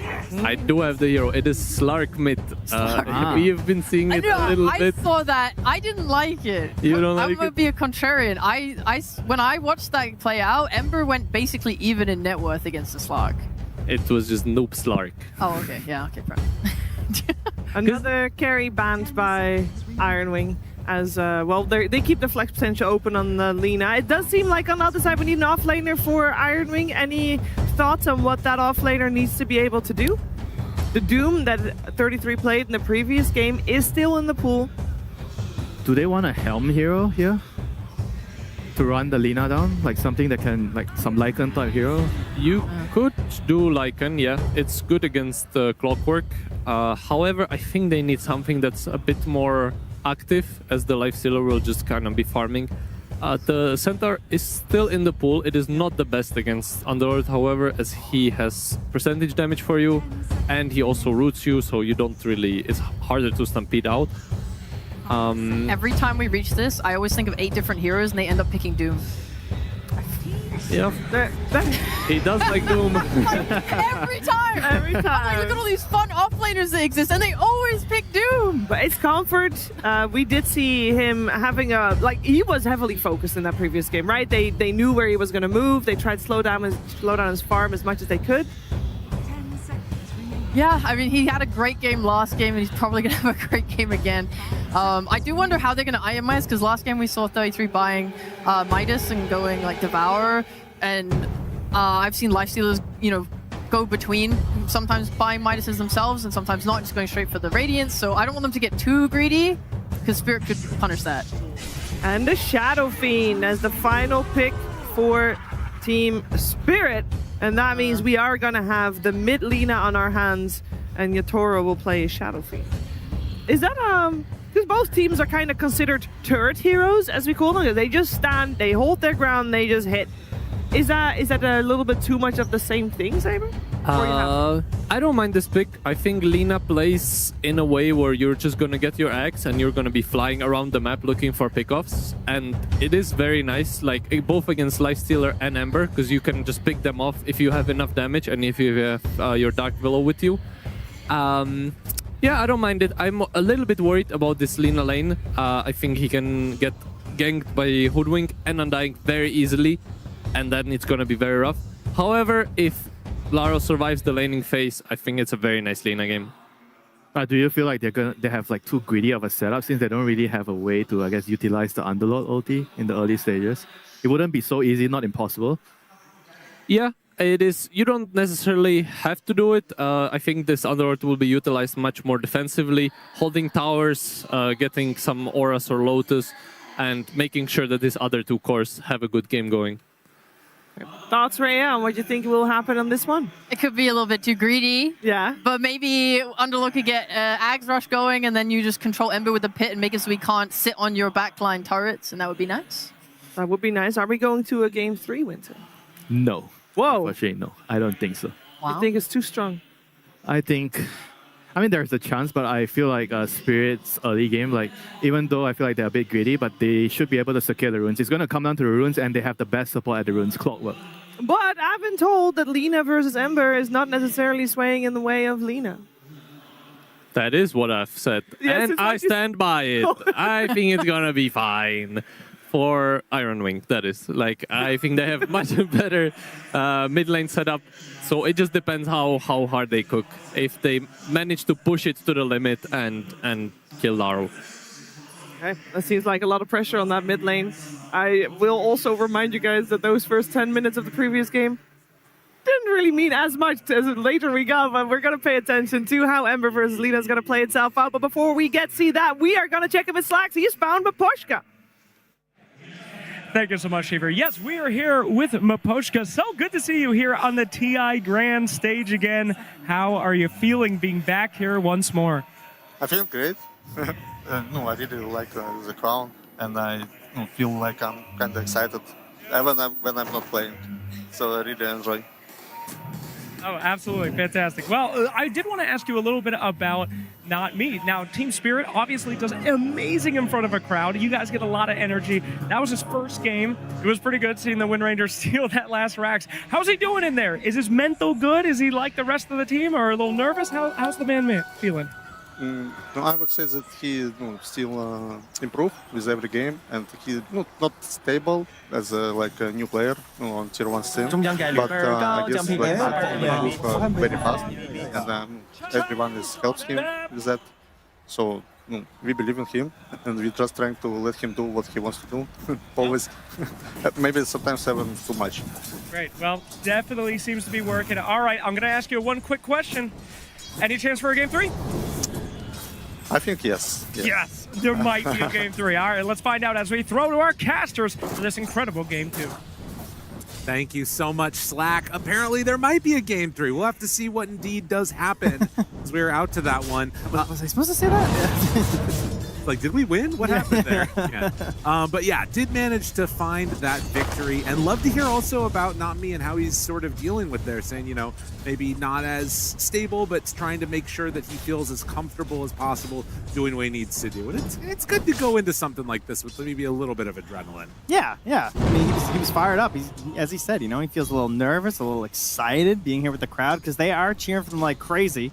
Brew attempted to get them going even more with the Chinese Dota baby line, so he's really trying to sway the whole crowd here. That's his plan right now. You know the other thing, and this was something that's always stood out to me about Dota, right? If you look at other forms of, you know, ball sports or whatever that are out there in the world, you start playing at a young age and you got your parents on the sideline. Right, yeah. And then you're like in middle school and maybe there's some people doing a TP away. First blood, Whitemon draws it.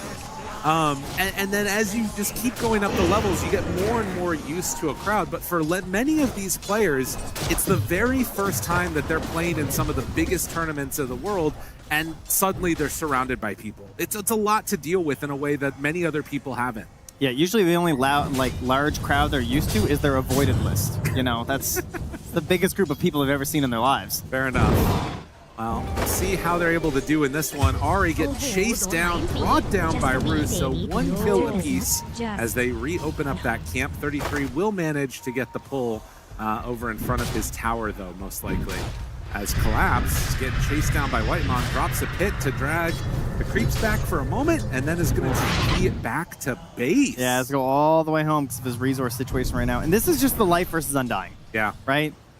But, you know, you work with Not Me as well. They're going to keep dragging waves, trying to reduce the speed that they're moving at here. So hopefully Collapse will get back there in time to get some of this XP and gold. Annoying as he did manage to connect those waves before he pulled it around the side. So yeah, that's going to be a little bit tough. I think Pure is going to be off to a hot start in that bottom lane is what it looking like so far, at least. Yeah, a couple denies there already. Well, you know, at least it's going better for Iron Wing than last game because Yadro doesn't have a killing spree at this point in the game. Nobody smoked. They did not smoke out to try and take a fight. That is for sure. Yeah, a little reset option here. As Rue, they decide to turn now onto Yadro, but the Cogs push back, buying some time. Quick goes for a second salvo with Not Me right there. Oh, he missed on that raise, though. Needs to get a little bit of separation from 33. Turns, hits, gets the kill. Now they're still on to Whitemon here, and wow, the Hoodwink comes in and manages to finish that one off. Yadro saw it coming, but couldn't get the distance in time by juking up to the north there. And such early rotations into the enemy safe lane there. Like Whitemon comes through the twin gate, TP immediately from Not Me, sorry. So they know that this is coming. Or at least they're very prepared to have these TPs up to the ready to try and engage. So losing their SF. Unfortunate there for Team Spirit. Collapse finds a few more last hits here, but obviously still struggling more than any of their core in the game right now. Yeah, it's not going to be a good time. I mean, Lifestealer is already annoying, and obviously Undying. This is what you do to heroes almost every time. Does manage to pull this wave all the way back to his tower, though, and that's going to force Whitemon away. And in the mid lane, we'll see how that one goes, as there's a big pull, 33, not wanting to lane like normal. This is such an interesting mid matchup because, you know, you heard Saberlight talking about on the panel this idea of like, does Lina really win that hard?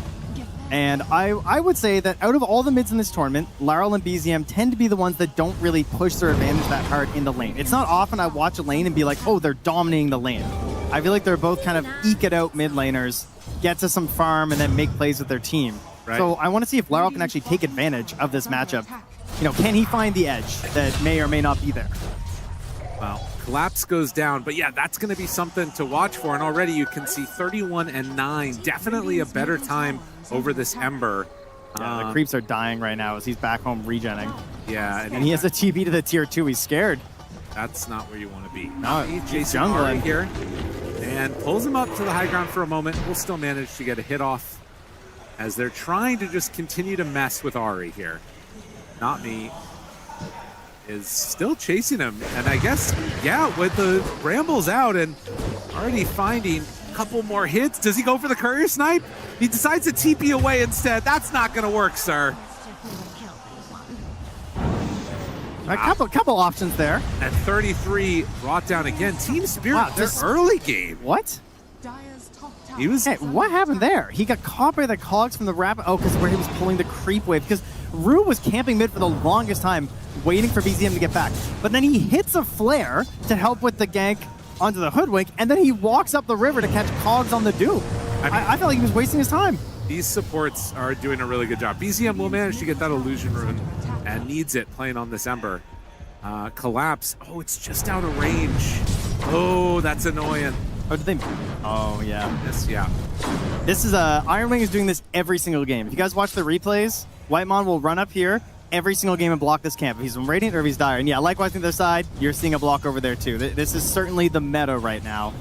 Every game, especially heading into the 7-minute Wisdom Rune. Ooh, even dropping down another sentry there. And it feels like they're trying to maybe get set up to contest that Wisdom again. There are many heroes over on the left-hand side of the map. Nami begins to move over. Doesn't really look good for Spirit here. I think Nami's just going to get forced out. Well, okay, Rue's coming. Yeah, they're bringing people. Finds Ari. Goes for the cogs, a little bit of a miss, lines that one up, pushes him into another Bramble. BZM kills Collapse in the meantime, but Ari will die, and now they're going to give this to Yadro. Wop forward, triple raise, immediately down, and then some extra gold. Why not? Oh, that is not the way they thought it was going to go. Yeah, I mean, they saw this coming, right? But I think they had the read, much like I did, it kind of looked like they were going to back it off. Well, in the meantime, they did manage to take the other Shrine of Wisdom with Pure. Yeah. So all is not lost for Iron Wing there. But they did lose their tier 1 tower mid. Man, so active on these Team Spirit supports so far. I mean, immediately, like, look where Rue is. Like, he is still just in their Ancients right now. Yeah. Isn't he supposed to be helping the Shadow Fiend have a good lane? I mean, why is Yadro a top net worth right now? This Clockwork hasn't been there. Doesn't need to be. Is this the Doom issue? The freedom of the Doom lane? I mean, yeah, and pulling other supports around to other parts of the map. And now moving in mid, look at this wraparound. Yeah, BZM is going to back away, and unfortunately, not able to get anything done there. And Invis picked up for Rue. But yeah, hard to make any type of real kill happen onto BZM at this stage. Ari spots Collapse, Whitemon there too. Now Rue. They managed to get the root, push him back. Laguna Blade, does he get rooted again? Yes! Ooh. That is not an easy kill to make happen. Very well done. I mean, you're trying to abuse your mobility this early in the game, assuming, they can't get me. You know, that's the life of the Ember right now, but got indeed. Wow. And they drop down a tombstone, not me. Healed up a lot, but still as they chase underneath the tower, it will be enough to take down that Dark Willow. You're looking towards that Radiance while Collapse is going to be upset that his camp has been blocked out. Weighted dice as well as you can see picked up by Yadro. He's got one goal this game. Yeah. Getting gold. Well, and Lifestealer is going to be a bit of a weird matchup there. There's definitely some stuff that you can do. You get invested him in like the super late game. Can be very annoying. And we've seen Shadow Fiends at times be somewhat frail if they're able to, get jumped upon. I do worry without a hard save on Team Spirit's lineup how that's going to go for them in the mid to late game. That's true. We've also been having a lot of pretty hard jumps versus the Linas and the Shadow Fiends, particularly Earth Spirit. This game, it's not too crazy, you know? Like, the Ember gets in, but he doesn't necessarily have the sustained damage to take down one of those two larger core heroes. He's a little bit stronger at picking off the supports. So I'll be curious to see how they link that up. Like, maybe we'll see a lot of Infest bombs. Maybe we're going to wait for Ari to get a hit first on the Bushwhack. Rue has built a fort and a camp in this tree line, and he's coming out once more. We're going to find BZM. Gets the slowdown there. But as we're getting close to the 10-minute mark, it's going to be a battle for the runes. And Laurel gifted and amplified damage. That's pretty nice. I mean, they've already gotten the mid-tier one. They could maybe use that to pressure one of the side-tier ones, perhaps? Yeah. I mean, it's worth saying, again, a lot of the early success of Team Spirit in this game has come at the expense of Collapse.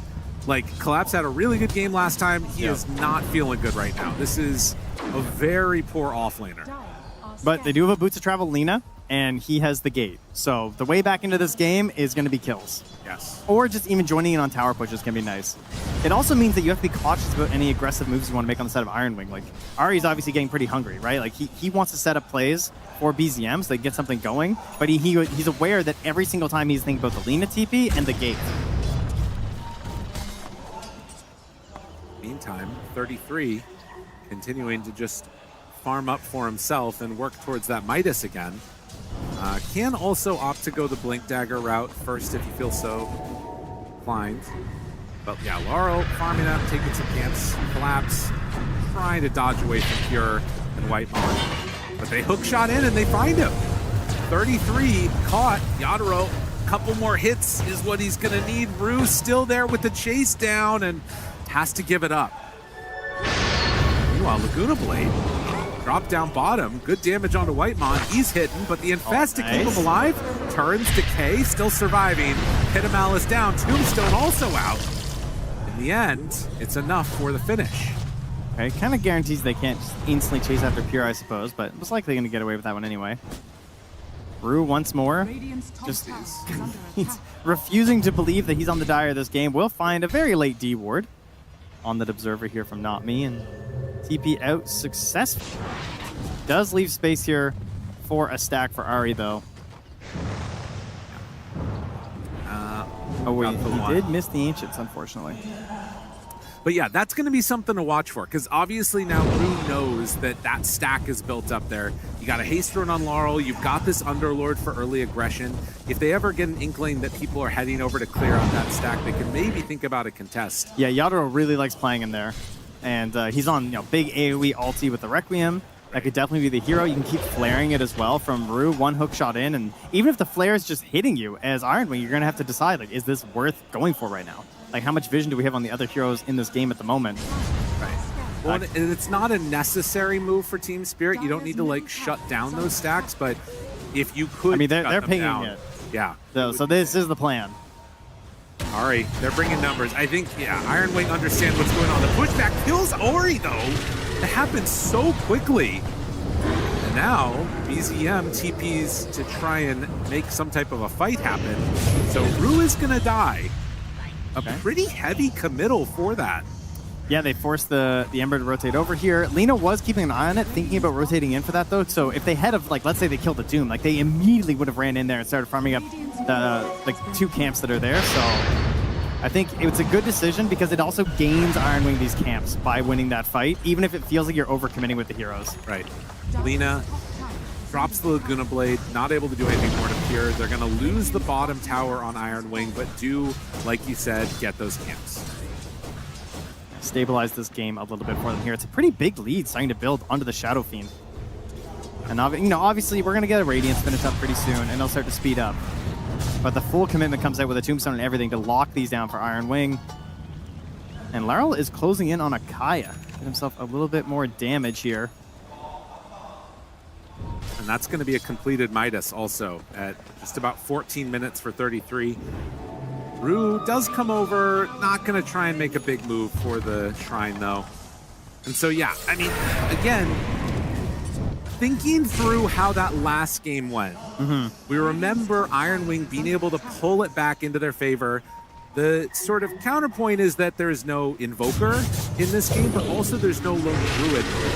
How do you see the differences in this game two working themselves out? Do you feel like Iron Wing are still going to be like very comfortable going into that late game? How comfortable do you think both of these teams? I think if you break down the last game, we see that that lead for Spirit probably should have grown more from the 10 to 25 minute mark. I feel like it's stalling out at 4 to 5K was a bit of a liability for them. The only reason they basically cheese out the win is the lone druid. As right now, Rue in a bit of trouble. I would worry that without that super solid late game potential of the lone druid, like they had lost control of that game. Let's be clear. Yeah. You know, like they had to just beat the buildings down, which of course is a win condition you think of when you draft the bear, but it's not exactly the ideal one. Right. And so I think making sure that that doesn't happen again for Team Spirit is pretty key here. So my idea would be trying to secure the really important objectives and trying to take away some space from Iron Wing, because I feel like that's something they consistently like stopped doing even when they had a decent lead. Yeah, 2,000 gold lead doesn't mean a ton at this point in the game at all. And in fact, Pure is going to run into several of them as Rue makes the move around. Not me, Ari playing footsie here to the side. They find him, they catch him, and going to kill the hoodwink. Collapse gets involved. Yeah, he needs it. He is going to be a serious threat when he gets that Aghanim Scepter eventually, though. We've seen it time and time again. An Underlord can be behind, but when you're playing this hero like the Ember Spirit, it's just that one route, and it can really cause problems for you. 7 to 6. And a slowed down game is definitely what feels pretty good for Iron Wing right now. A shield rune for Laurel. Hook shot in. Understanding the decay was there, didn't quite manage to get him with the push on the cogs, and Laurel gives up on the fight. Decides, I do not want to be up there. I'm trying to make something happen. 33. Hunting collapse, but hit a Malice down. Gets away for only a moment though. Now with the sharpshooter and the Doom dropped. A lot of hate head his way. Could not get the deny. Ooh, look at that though. A little bit of a double tap, and that's into the Blink Dagger. Midas Blink 16 minutes. Okay. Very good here for 3-3. Pure. He is feared. Do they have a follow-up? Follow-up is there. The damage, yes! Nice. Oh, just a terrorize coming from where he didn't expect it, and now a tier 1 tower gets taken. Massive stuff here for Iron Wing, or for Spirit, because you would imagine Iron Wing is just trying to get that armlet finished up on the Lifestealer, and then maybe make a play with BZM. Join up together, Infest Bomb in on top of one of these squishier ranged cores of the Shadow Fiend or the Lina, but now you go down, that's going to slow down your Lifestealer. You're going to have an Aghanims pretty soon for Laurel. Once he's flying, that gets more and more difficult. Double roots? Again? Damage out of the hook shot! No! Where are they coming from, Lyrical? Get him! Why are the dire supports coming from the radiant angle every time? They're surrounded, and they find the cogs break of the TP for Whitemon. Team Spirit. These supports are just owning. It's crazy. Like, Rue has spent more time on the radiant side of the map than the dire. Very impressive stuff. Pure, a few more hits and showing that right now, Yatoro is definitely the stronger carry. 4,000 gold up on him. Just a monstrous series. I feel like this is the, Satanic's not the only one that can do this moment.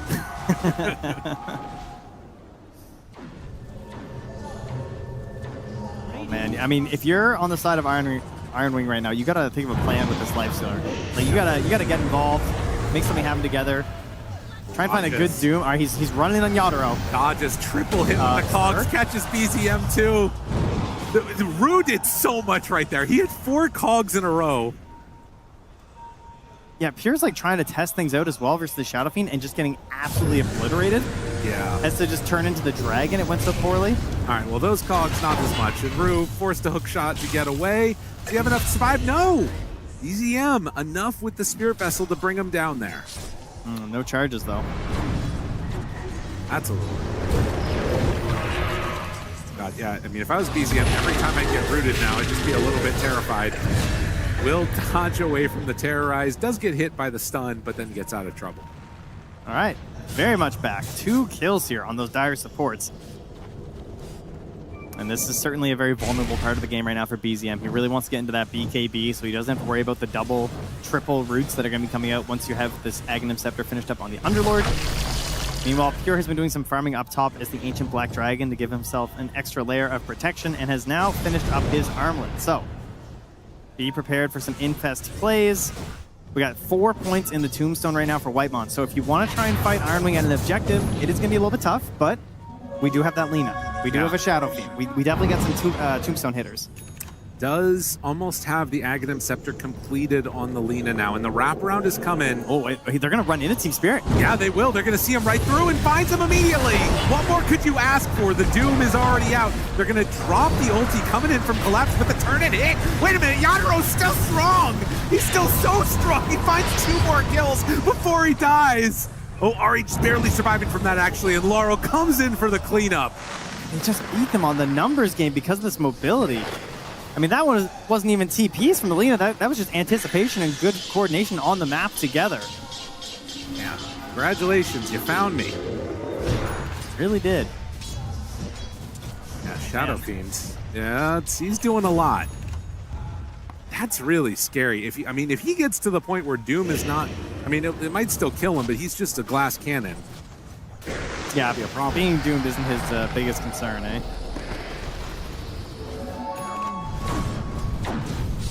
Well, an Aghanim Scepter is being delivered for Collapse. More avenues to get into the fight and to disrupt it.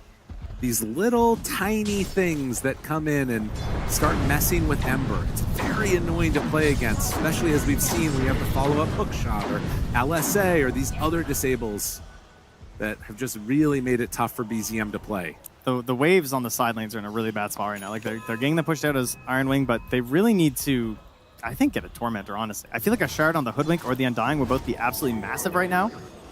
But every time they try and push these waves up past the river, this happens. Look at this. Finds him. Pure tries to get out of the cogs. He manages to just barely get some separation, but 4 staff forward, Yaduro destroys Pure. And not me. Think about chasing this one if they want. Whitemon hits the 3-hero decay. A few more punches are coming in. Fast and Furious takes down the zombie man. They can go back and clean up the tombstone if they want, or they keep going. They find 33 also. The Aghanim Scepter from the Underlord. Instant kill provided to their team. Nami was holding the Terrorize that entire time. So if anyone else decided to join that engagement, they're just going to get feared away. Trent, they have bigger circles than them right now, and they're showing them. Big, huge circles, and now they're going to circular zone known as the Roach Pit. They're going to get that Aegis. And 2, maybe somewhat squishy heroes occasionally of the Shadow Fiend and the Lina. Not going to feel very squishy. We're already up to Pike Manta now for the Shadow Fiend. We already have the Flame Cloak for the Lina, giving her a lot of magic resistance against a pretty magic-heavy lineup. Yeah, Team Spirit coming in, looking good. They will find at this point Collapse, but don't go all the way in for the commit. They didn't want to end up dying, so they keep the Underlord alive, and Ari manages to get hook shot across the river, walks it back in. Why not? That's going to be the Kaya Yasha now done for Laurel. Maybe another. 5-0 and 5. Maybe another. Not another one. They're thinking about it. He gets rooted. He gets feared. The damage out. Look at him. BZM. Ooh, doggy. Okay, they turned that back around. And now maybe have an opportunity to jump onto Laurel. But 33, he gets stunned. He gets killed. He doesn't even get a Doom off. Like, there's no chance to fight here. Team Spirit, they showed up in more numbers. And BZM is going to keep back Yaduro from finding a kill onto Pure. And the only good news is that BZM survives, and he's like 100 gold away from his BKB. So these Yule setups aren't just going to be free from Not Me anymore, but it's just been so devastating for him to try and play in these engagements. And then right after the Roche now, Team Spirit are going to get this Tormentor. It's going to go to Rue. So, I mean, already hitting some fantastic hook shots. It can be very difficult versus the Undying. The fights are very blobby and whatnot. So getting at extra angles is very good. Well, I think some of it, too, that's just a little surprising to me is that this Team Spirit lineup has consistently been on the front foot. Is Rue going to hook shot? I'm like, oh, no. Yeah, they got him. They got him. Oh, jeez. But, like, you've got Hoodwink. You've got Ember. You've got these heroes that want to jump and find that first target and set things up. And it feels like they've never started a fight almost. No, both games, truly. Like, they have been put on the back foot in both of these games, and their ability to move on the map has just been very, very minimal. It's such a similar story to last game, where the Dire, like Team Spirit, are just quickly deciding, we are crossing the river. We are fighting for these zones. And they're just not able to do the same. Like, it feels like they're always just trying to push them back, let alone gain any territory as Iron Man. Well, Team Spirit certainly rising to the pressure of the moment. We're waiting my BKB, guys. Then we can strike back. There you go. Yeah, I mean... They're waiting. It's there. I mean, we got there, right? Like, they lost that last fight while he was still waiting for his BKB. Now he has it. Now it is time to strike back, as BZM said. And that, you know, that strike back, I imagine it involves Cure infested inside. It probably means we have to hit some glorious bushwhack here from Ari. It's important though, right? Because it speaks to this issue that if Iron Wing were waiting for this key item and then are going to start making these moves, if this doesn't work, it's really scary. But it also should look better than it's looked throughout the last 20 minutes or so. Yeah, they're also very close to BKB now on the Doom, just 350 gold away. So 3-3's trying to rush that. He's got a Midas cooldown coming up in a second. I don't know if you really want to give up this tier 2 without any sort of a fight. I mean, it's just 3 heroes pushing. They gave up so many towers like this last game to just a bear. Will they give it up to just a solo Shadow Fiend here? You know, they know. Yeah, he's probably got some backup there, and indeed he does.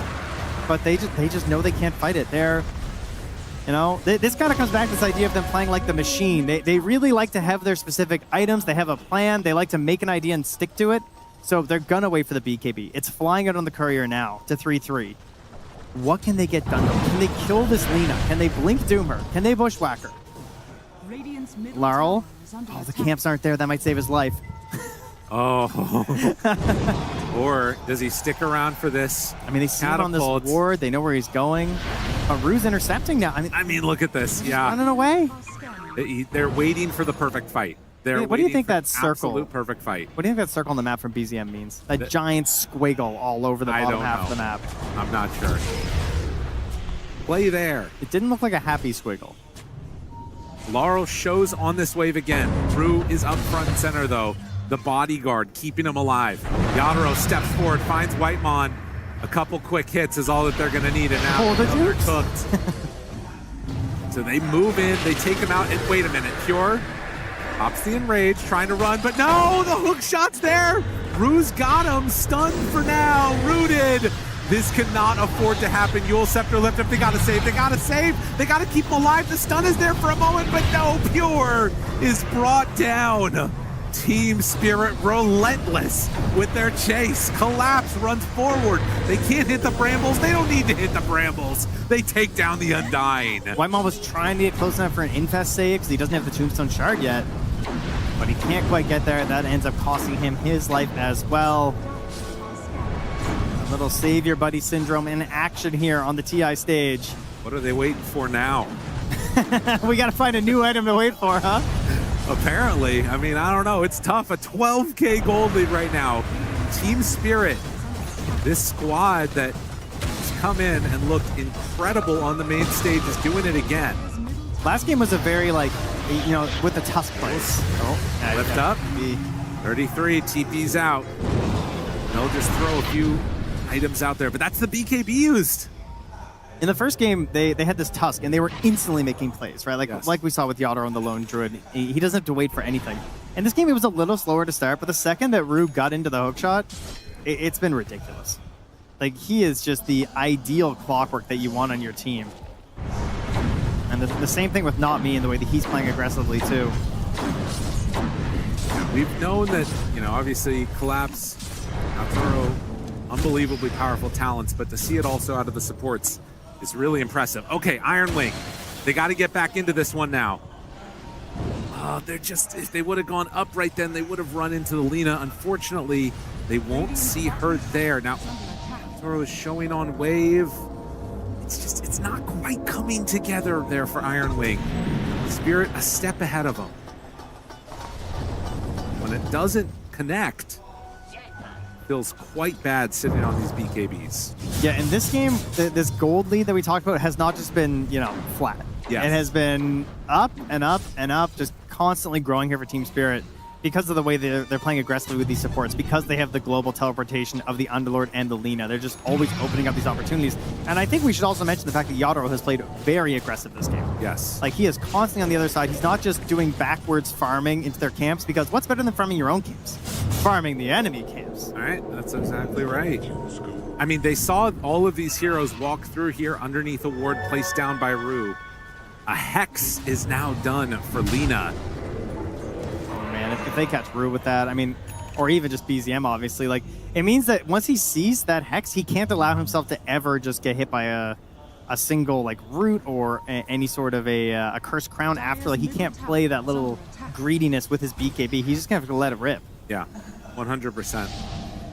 Roche now 25 seconds, but you can see the danger that's coming there. I mean, again, you look at this, Laurel actually doesn't even have the BKB. He's gone all out aggro, so there is an opening there, but we just haven't seen Iron Wing be able to find him in these fights at all. No, he is big chilling right now. 6-0-7. No concerns for his KDA in this one. So it is going to be 1 minute and 35 seconds is now the Roche timer. I mean, blink daggers for what? You know? Blink on Ari, blink on 3-3. Not able to play aggressively with them at all. They are now, you know, across the river. They're sitting up here together. They got Pure on the wave. If there was ever a chance, it's now. Yadro walking in invisible. Do they have any way to spot this? Jumps inside. Ari out. Now they see him. The pit is down. Trying to chase some of these heroes. Do they understand that 33 has the lifesteal inside him? Follow-up pit is out. Hookshot off the mark. Meanwhile, though, he's able to get the two back on him. The Lotus Orb reaction. Yadro thinking about a chase. They cannot catch onto 33, but do manage to kill the Hoodwink. Meanwhile, they just have BZM down bottom. Like, there was no chance they actually wanted to engage there. Maybe they're just happy to get a move from Team Spirit. Right. They've got this gem on BZM, and, you know, maybe hoping that Yadro will go a bit too far, because, you know, as you pointed out, there's no BKB on the Lina, there's no BKB on the Shadow Fiend. Roshan is back up in 30 seconds. This does have all the makings for a possible fight win here from Iron Wing, but it's going to have to be a fight where there's some sort of an infest save. Yes. Right? Like, you need to min-max every single thing in this engagement if you want to get this win. The Tombstone save would be incredible if they could get it ready, but it's still like a couple hundred gold away here for Whitemon. He's only at 800, so... BZM, they break the smoke and blink away. Oh, the Tombstone gets dropped. Pure on Daru. Does he have any way out of there? Force staff down to the low ground. Is there anybody that can chase him? BZM is there. So they get the kill onto the clock. They got a proc on Not Me, so they know he's around. Yeah, Laurel shows up. Not Me in very deep right here. That was a interesting choice. So they managed to get 2 support kills as Roche respawns. Maybe an opportunity as the MKB comes out from the Shadow Fiend. Can they actually seize this right now, though? Like, do they feel it's that desperate? The problem is it is a top Roche right now. Yeah. I feel like if it was bottom right now, maybe they would just insta-go. The best thing they could hope for is a bit of pressure on this tier 2 bottom, but classic Ember lineup and hitting a tower, it's a bad time. I mean, he needs friends to do it. As much as this is like, you know, 13K gold lead, Team Spirit looking good, I don't think that Iron Wing are out of this by any stretch of the imagination. And considering how patient they were last game, I wonder if they just feel confident going to the late game no matter what. Part of those stuff like this, like Rue just TPs back to this outpost. Yeah, you know what I mean? And there's the Cogs and the Hex and the find and the kill. Yeah, that can't feel good. BZM caught, and now they got the Squirrel too. So Ari goes down. They kill 2 supports bottom. They can't pressure the bottom tower. They can't reclaim their own outpost. They got nothing out of that double kill. They instantly lose a core and a support, and they're going to lose the Roche now. Yeah. Like, they are just getting outmaneuvered like crazy by Team Spirit at the moment. They have an exact read on this. They have constantly been playing on their side of the map. They are constantly getting down good vision and just refusing to get, like, look what Navi's doing. He's blinking in here. He's defending. He's warding. He is just delaying and ensuring that you have nothing. And guess what? You can't kill this guy. He's just going to set up for a kill because we got global mobility. The pit, they move through it. Collapse. He finds that kill onto Whitemon with Laurel in tow. 17 gold lead. They are owning. And the coordination here with the Underlord is just grotesque. Very well done. And when you get rolling with a hero like this, it feels so good to play ahead. So they're going to step up. They're going to take high ground. First tier 3 tower. Yadro claims it. And with nary a fight, Team Spirit looking to close this one out. What's the answer, Iron Wing? The answer is never buy a BKB. Apparently. Look how well Yadro and Laurel are doing, guys. They don't need them. You don't need them. You don't need them. Okay, what if you're just better? Have you ever thought about that? Oh, see, Laurel. He bought the BKB Lyrical. Maybe this is the turning point. The turning point, yeah. The BKB. Buying the BKB will be the turning point here. I mean, it hasn't helped Iron Wing. You're not wrong. My goodness. What a performance from Spirit. I mean, whatever else you can say, Iron Wing has not responded the way they needed to in this game number 2, and Team Spirit have put the pedal to the metal. 35 minutes. Are they going to go for more? I mean, they're ready for any sort of a play here. They're holding this high ground. They're watching for smoke angles. They're keeping an eye on who's pushing out what. And Yadro continuing to play very aggressively here with his Silver Edge, obviously having some confidence with this Aegis. Who's he going to run into? He gets spotted here. They see the Shadow Fiend. He is standing on a Remnant underneath a ward. No cares. 0. Maybe. Double catapult wave coming in. I mean, again, it's 3 minutes on Aegis. Like, do you really want to try and do a big jump and fest play onto the Shadow Fiend right now? There's no way it ends well for them.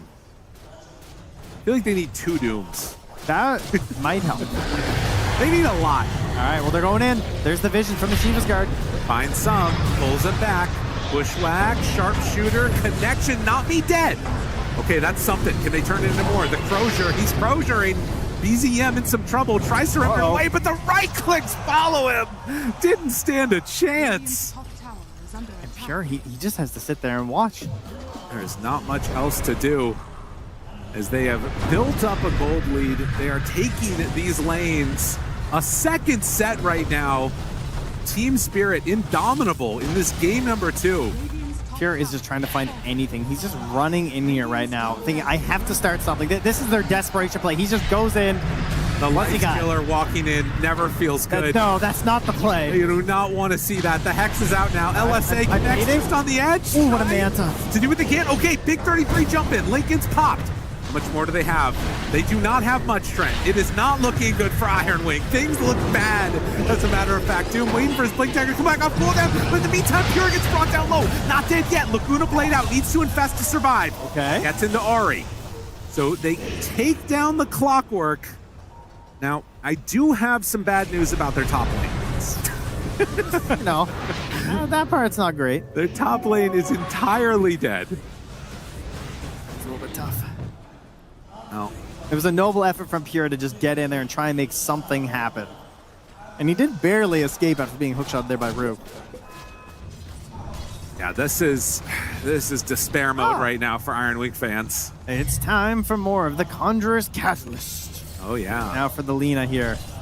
Oh, jeez. Okay, Basher on the lifesteal is actually pretty big. Throw it into the hands of RNG. Please save us is the call. Because they need a lot. They need kills. I mean, again, you win a couple of fights in sort of a triumphant fashion for Iron Wing, and that pulls this all back into their favor. Things could start to look very differently, but winning those fights, how do you do that at this stage of the game? I mean, BZM last game had it a lot easier on the Invoker. He's a hero that scales a little better and gets this immense amount of burst damage right around this time of the game. Ember, unfortunately, is a little bit more item dependent as well. His Aghanim's also a great tool for that. Particularly, it's very good at just giving vision over the entire fight, especially when you have the Shivas. But as a poor Ember, he's just going to have the Ags to work with, if you can even get there, to be honest. Right. But that's their best hope, is that he's able to get in the backline and maybe mess around with Rue and not me, because they have truly been the backbone of these fights. Laps pressuring out this building. Has the Crozier try and mess with the regen and everything else coming out, as well as just keep himself alive against the Lifestealer jumping onto him. Yeah, great game for the Crozier for sure, especially because of that Lifestealer. Very hard counter to the Underlord, so any ethereal abilities are always very handy, and this addition was a great one in this matchup. Okay, this was the turning point last time. 33 finishes the Aghanim Scepter. We've got Abyssal Blade done on the Lifestealer. He also has that Shiva's Guard on the Zoom for the big AoE bonus on his Zoom, which is nice. You know what else? We don't have to roll the die with the Abyssal. What's that? There was also the game, they were down 2 racks when things started to turn. Look at all the pieces are coming together, okay? Iron Wing They're looking for a comeback. So do you have Iron Wing winning too in this prediction? Or is you that desperate? I did put Iron Wing winning in my predictions. You are not wrong. That doesn't have anything to do with what I'm saying. Right, okay. No, I was just making sure. Not me. Smoke breaks. Back away, don't hit anybody. And retreat. No Essence Distiller connection. No, I mean, it's true. This is a really good performance from Team Spirit so far. And I think doing it in this way, like we've talked about in Game 1, it's important, I think, for this roster. Just come in and dominate. Not needing to constantly come back within 20 minutes. BZM finds one. Tries to jump in, not able to find anybody. Hook shot connects onto 2. Rude decides to go through, then force staff back away. Jetpack out of there. Rooted. Something here. BZM, BKB is down. Needs to be careful. Ari, they got their sights onto Pure. Can they chase down this Lifestealer? They want to. Pops the Rage. Now Turns hits onto Collapse. The right click's going in onto this guy, but he's living through it. Now Rooted on the backside. Root finds another one. It's 3 with the cogs.